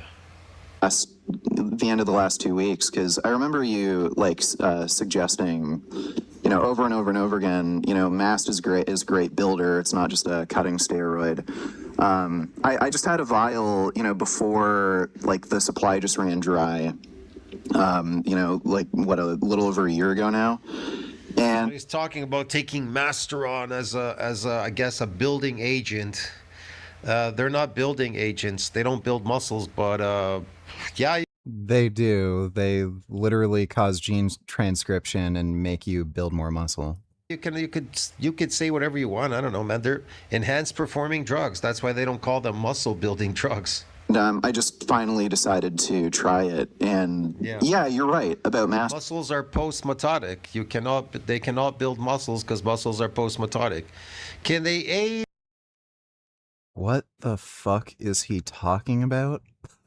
What? Steroids don't build muscle because they're post-mitotic? Increasing protein to build up like myofibrillars? Yeah, it could, yeah. I mean, it could aid. But the majority of their diets, again, are peasant slave food. 90% is calorie. these so-called calories, not nutrients, protein, but calories, which is imaginary. Get it? Watch. Listen to what he says. I don't know how the hell people can, like, I guess everybody responds differently, obviously, but It's so much simpler than that. It builds. You're so smart. I don't think you actually Oh yeah, he's so smart. Yes. get how dumb some people are. So this is literally what's happening. They're only Yeah, there's a lot of people that are so dumb out there, they don't understand that calories do not build muscles. What builds muscles is protein, animal protein, nutrients. using Masteron on prep and at the end of prep. So there's no calories. Right. So they don't See? So there's no calories, so they don't grow. grow. So there's no calories, so they don't grow at the end of prep using Masteron. So think about it. Do calories build muscles? No. That is such a bizarre thing to say. You need a certain amount of calories to support anabolism. Like your body has energy requirements to do things. So if you were to eat like 200 grams of protein in a day, which might be, the ideal target for your body weight, if you're literally only eating 200 grams of protein, that would be 800 total calories. Try building muscle on only 800 calories. See how that goes. 21st donated $2. Let me see.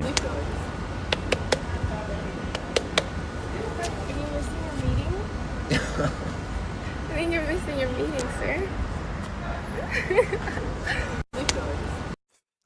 They're so weird. So if you don't know by now, then you should probably get familiar.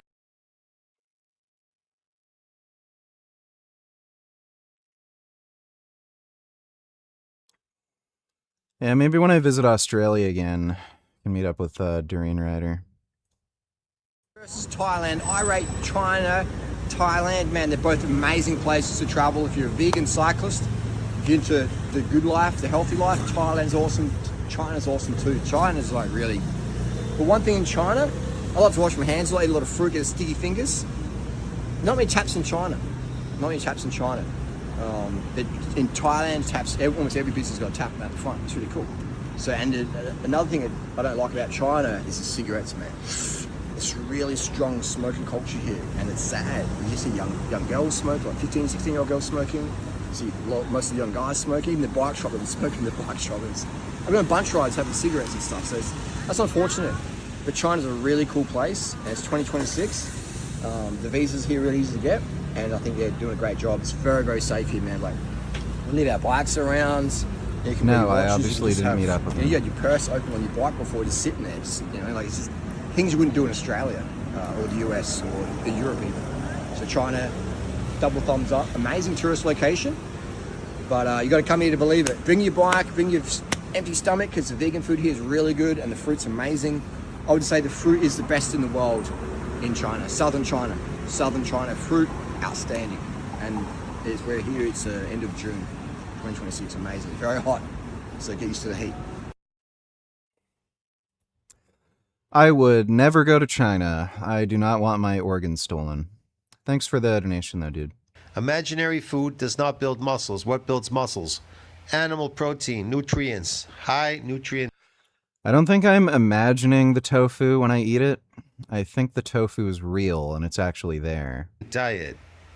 Raw animals. So the idiots confabulate the not growing with the Masteron, not with the low calories. It's that simple. I was on 1600 calories there. You know that? Of course he's on calories. He's a vegan. He doesn't eat animals. He doesn't eat protein. What builds myofibular growth? Doesn't build muscle, but what builds myofibular growth? Protein. Nutrients, protein, animal protein. But Vegan Gains is a vegan. So how is his muscles blowing up like a balloon on steroids? Steroids, they're not nutrients, bro. Get it? They don't have magic powers. They're molecules. So why calories? How is calories making him look like this? And why does this guy eat probably some protein, but he also eats calories too. But he eats protein for sure, animal protein. The guy on Protein has calories. I don't think he understands what a calorie is. the left. So why do they look the same on steroids? Ask yourself that question. Oh, wow, really? I was on 1,600 calories, dieting like fucking crazy, just so I... There you go, 1,600 calories, imaginary food.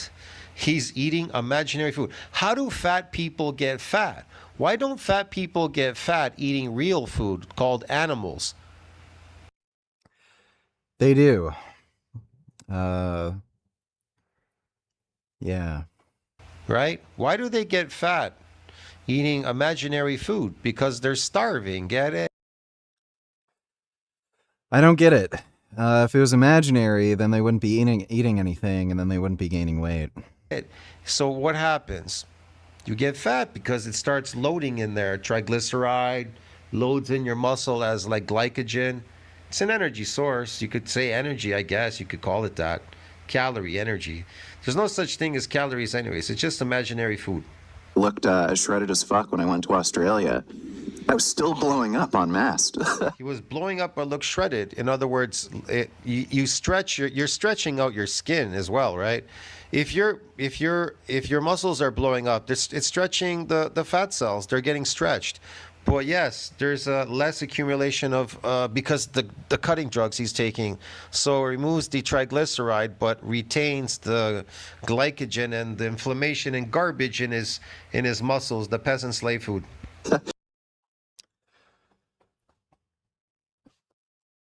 I wonder what this guy does. Like, is he on some kind of... Like, does he have a carer?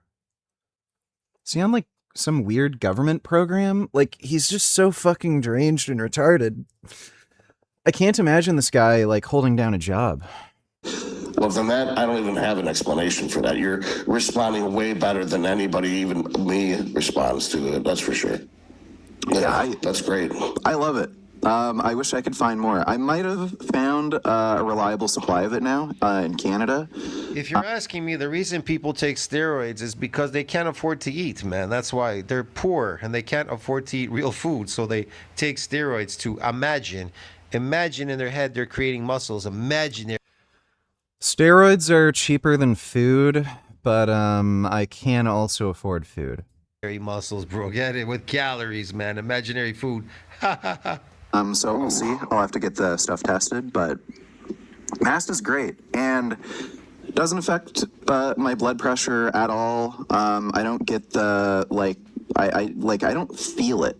Doesn't get the heebie-jeebies. Test as the dose increases, you kind of feel something with mast. I was just getting bigger. So like no bloating, no water retention. Big O live team. Wonder what that is. And no blood pressure increases, nothing. It's very innocuous. Do you want to know something scary? Kids out there, if you're going to use it, these stupid amounts that you're listening to people taking, look, yes, some pros do take large amounts and have, but the majority of them don't. They've just got great receptors. They respond well. But like I said, just listening to some dickhead on the internet because he goes, if you guys want to grow, I read some of these cycles and I'm thinking, my God, I've never done anything like that. And I know like Honey Rambod got mad at me because he wanted to help me once and he saw my training and died. He goes, that's good. He goes, well, here's a cycle. And he had like 6 to 8 different drugs. And I was living with Mike Yablon from New York at the time. He was staying with me. And I showed him the list. I said, I'm not fucking taking 8 different fucking drugs. I was like, fuck that. So to me, when I got ready for a show, I took 3 at the most and maybe clenbuterol. But I always found when I first started, like I said, at 19 with Deca, I used Deca. I think then later on I did a cycle of Dianabol because I'd always just take one drug at a time just to see how my body reacted to that drug and how it felt, because you got young kids now who start their first cycle on 4 or 5 drugs and they're like, oh, this is working, that's working. I'm like, how do you know? I said, you're taking 5 drugs. Maybe only 2 of them are benefiting you. The other 3 aren't doing shit because you just put them all in at once. You're better off taking one at a time to see how your body reacts to it. That way, when you do want to combine some drugs, at least you're combining ones that you know work with your body. And this is old school, and why bodybuilders from the old days have stuck around longer than the more postmodern guys, around the turn of the century. What about diuretics? Well, diuretics, I was always very mild. I remember on the European tour, I had a Lasix once. Sean Davies, God rest his soul, because Paul Dillette and I and Vince Taylor, after the fourth show, we found a Chinese shop and they were like, oh, fuck this diet. So we started putting water on. Sean's like, Lee, I got a 10 milligram Lasix you can have. So I took it. Oh my God, I'm laying in the hotel room. I'm getting spasms. I'm getting cramps.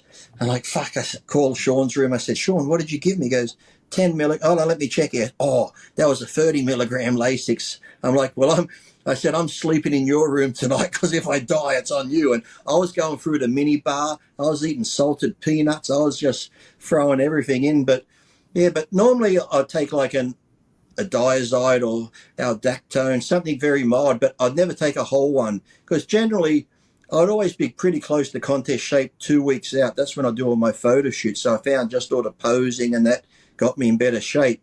And if the show was Saturday, maybe Wednesday night I'll take half a diuretic. If I look good Thursday, I wouldn't take anything. Then maybe the Thursday night only a quarter, because when you're that lean, I always cautioned on just a little bit because, some guys would take a whole one Wednesday, then they'll take 2 on Thursday. And if you're pulling all that water out, you're going to be flat. You can't get it back in time, and you just screw up all your electrolytes, and normally that's where you're going to have problems. So everything I did, I always done sparingly along my whole career. I never went full on crazy. What are you doing now, Lee? Tell us, let's wrap up with this. This is an amazing interview, and I can't thank you enough. We got to do more of this together. Yeah. What are your closing words just for today?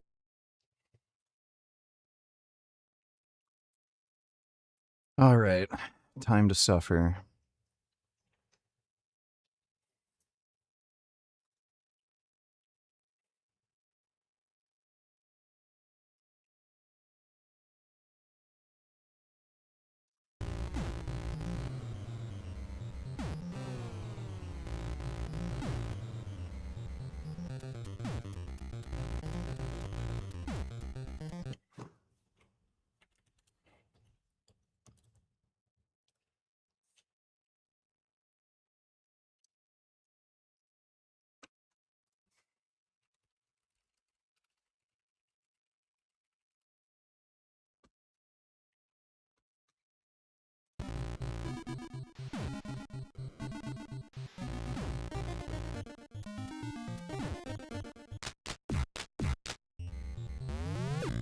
Oh my god, I'm retarded.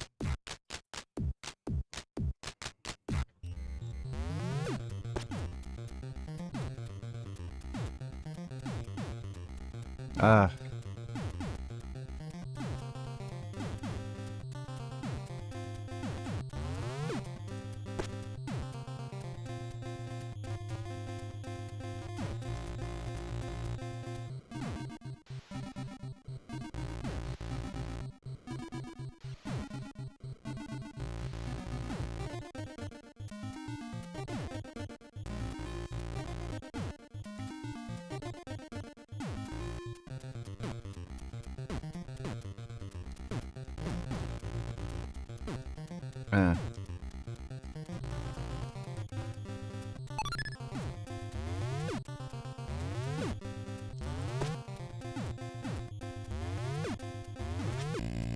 Fuck.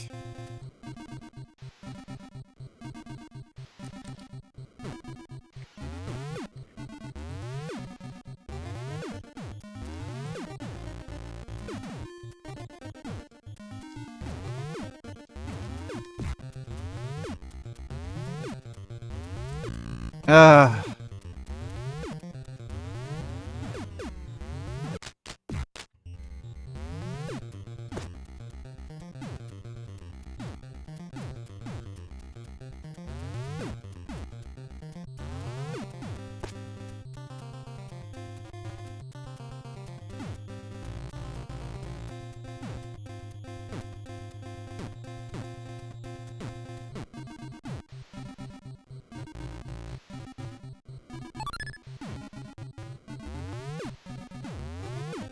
Damn it!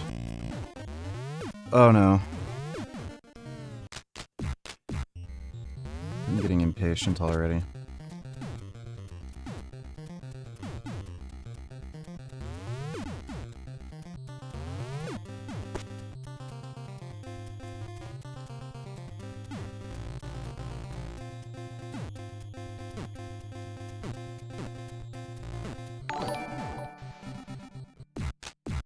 Is Genetic Beast also from... No, he's not. Thanks for the donation, dude.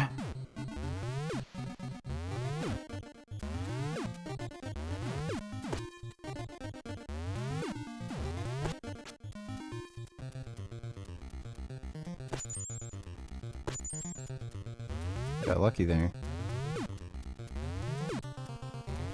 Damn it! Why is that so hard to time?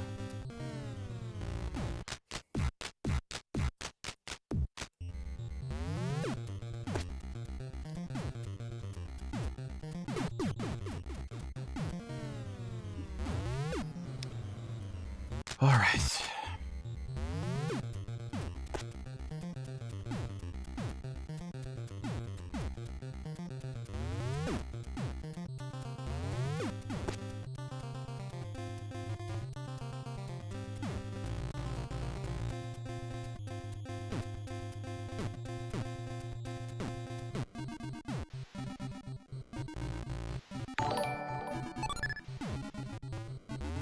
Maybe you should call Jasmine to check up on her to make sure she's doing okay.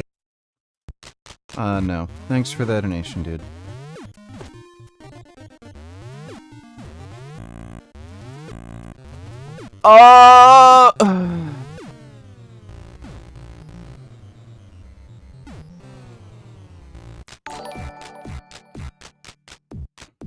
RFK Jr.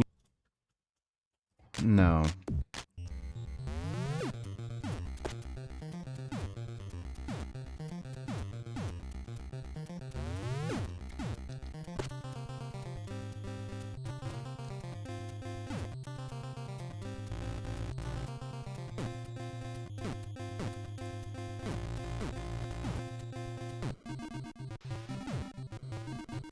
No, fuck, damn it,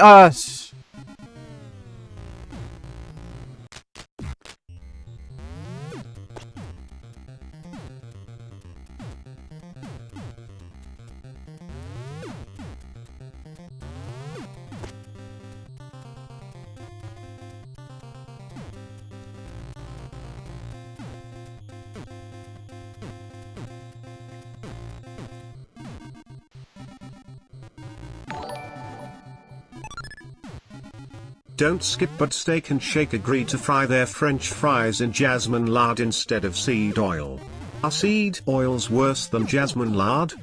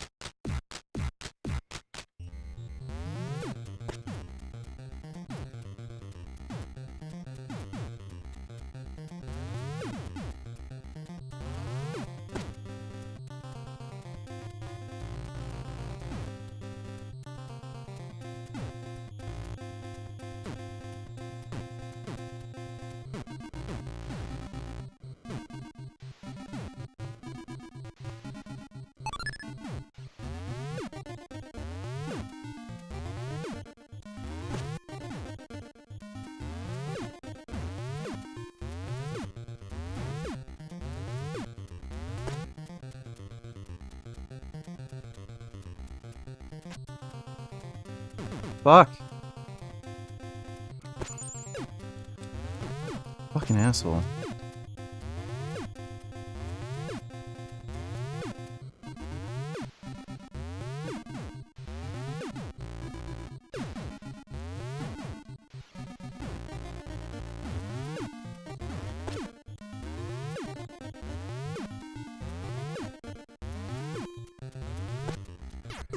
Fuck! Oh my god!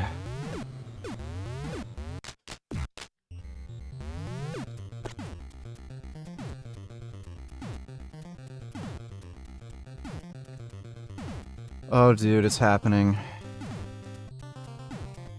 Oh my god, it's happening.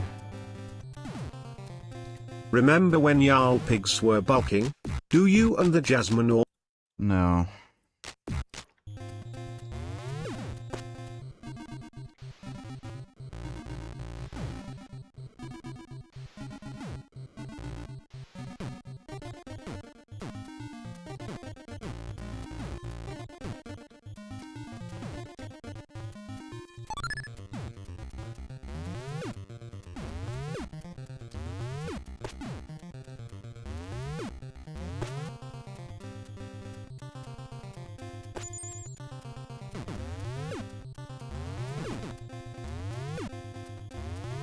Ah!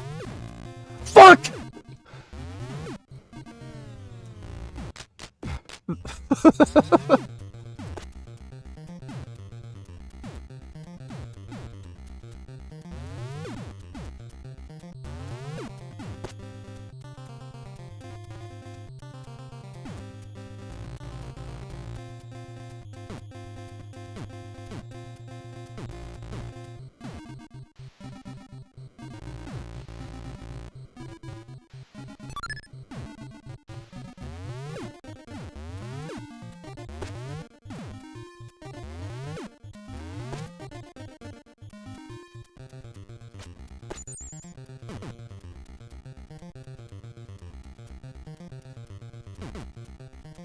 This enemy is such an asshole.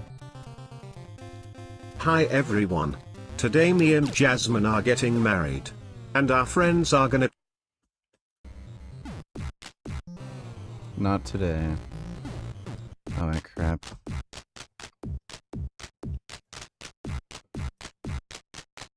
Did I load the right one?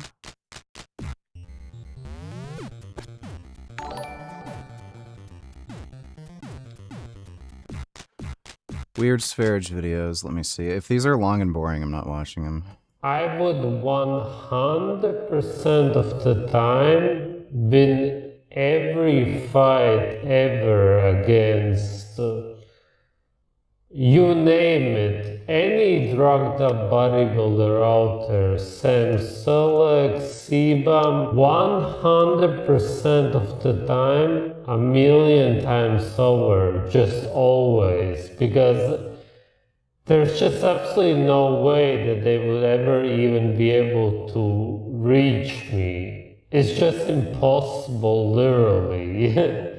It's not physically possible for them to even get to me. That fight would be done within minutes at most. He'd like to think that. And how is this one still up? Oh yeah, is this where he was like, pedophilia is fine and he admitted to raping a girl? There's all kinds of rape, but when talking about the popular kind of male human being trying to use a female human being's body for his sexual ideas to pleasure himself violently, of course there's all kinds of other rape.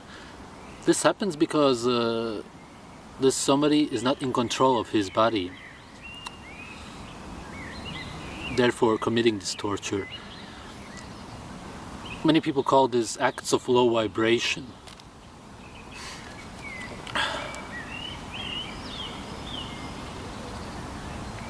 If you believe in that, of course you need an extra sense to see that everything is vibrating. You can feel it on your skin, you can see it, you can hear it.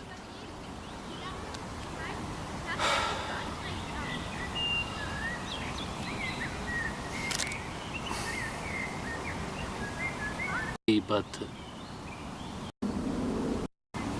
Okay, he talks really slow and he's boring. Not watching that. Thanks for the donation, dude.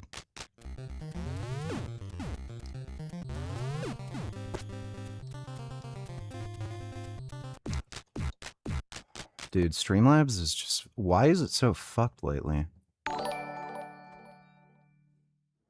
No.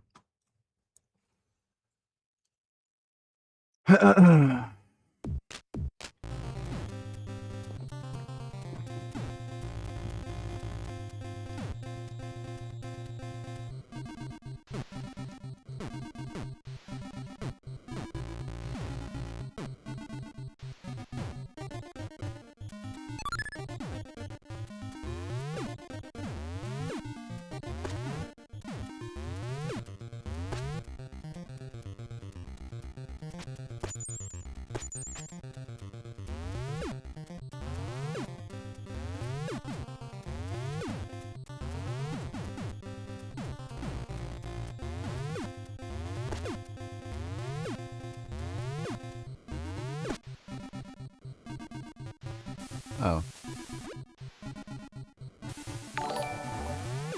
Damn it! Oh my god. Fat Jasmine eating corn on the cob?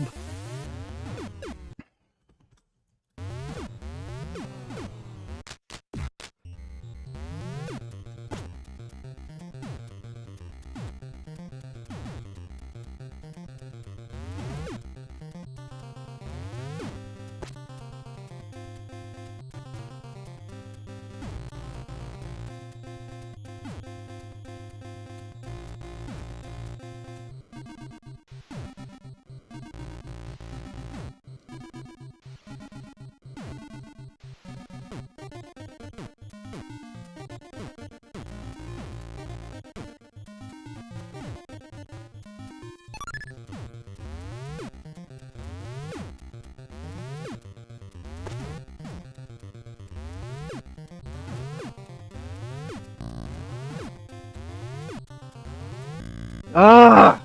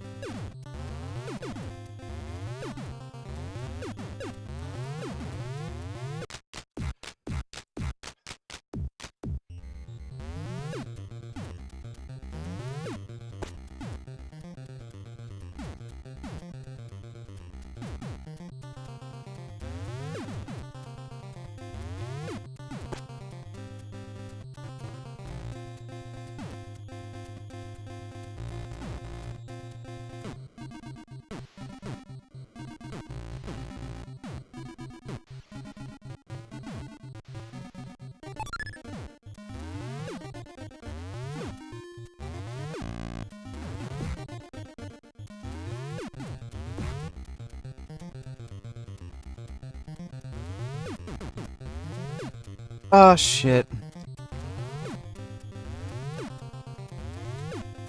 How did that thing get up here? What the fuck? What? Oh my god. I didn't know that could get up there.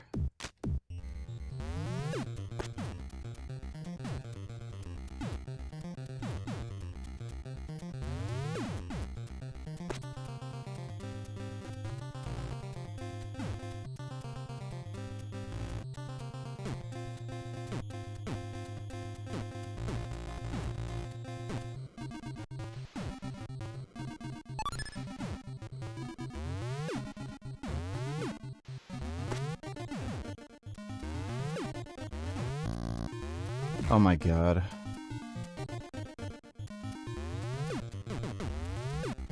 Fuck! Oh my god. Yeah, I think I'm at my limit. Oh.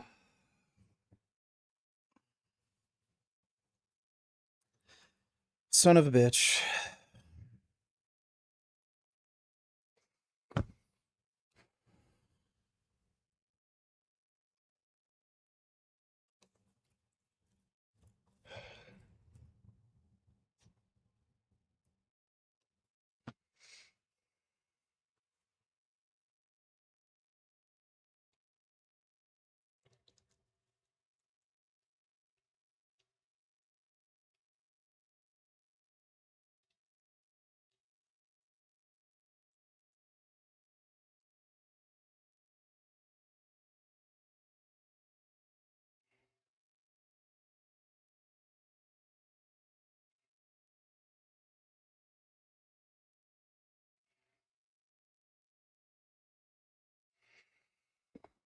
Hmm.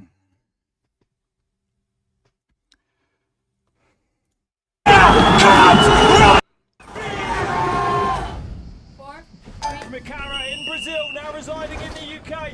Vieira on track. All right, Roger. Bora, Roger. And a win today, or a big result, would set him up beautifully for Stuttgart. In the absence of a win, this man does lead the series.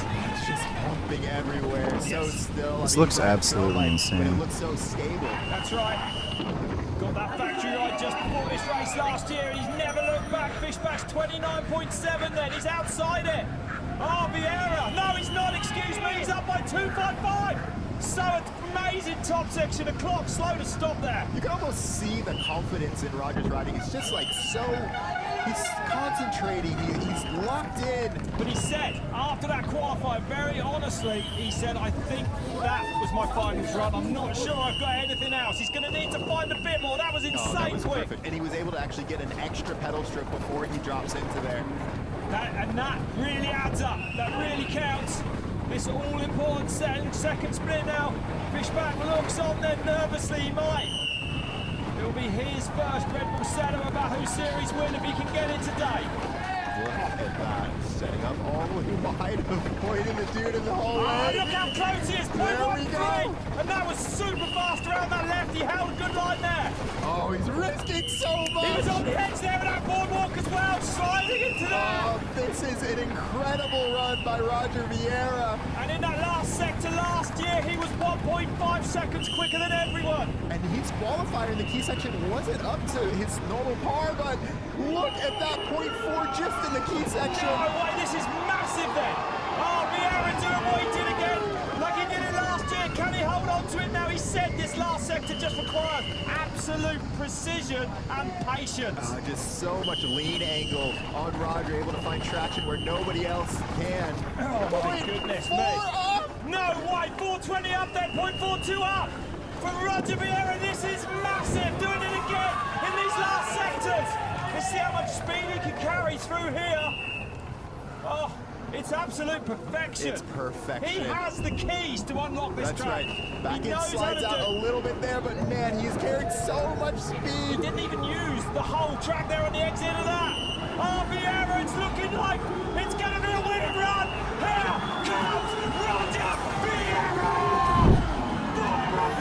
Vieira does it again! I would hurt myself doing that. I would have fallen right at the start.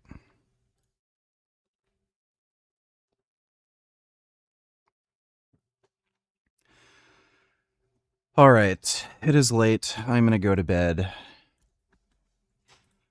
Might film a vlog tomorrow. We'll see.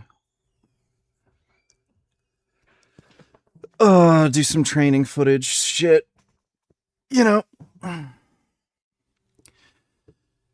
But I'll be on tomorrow night streaming. Hope you all had fun. Big thanks to everybody who donated on Streamlabs. Really appreciate it. And nighty-night.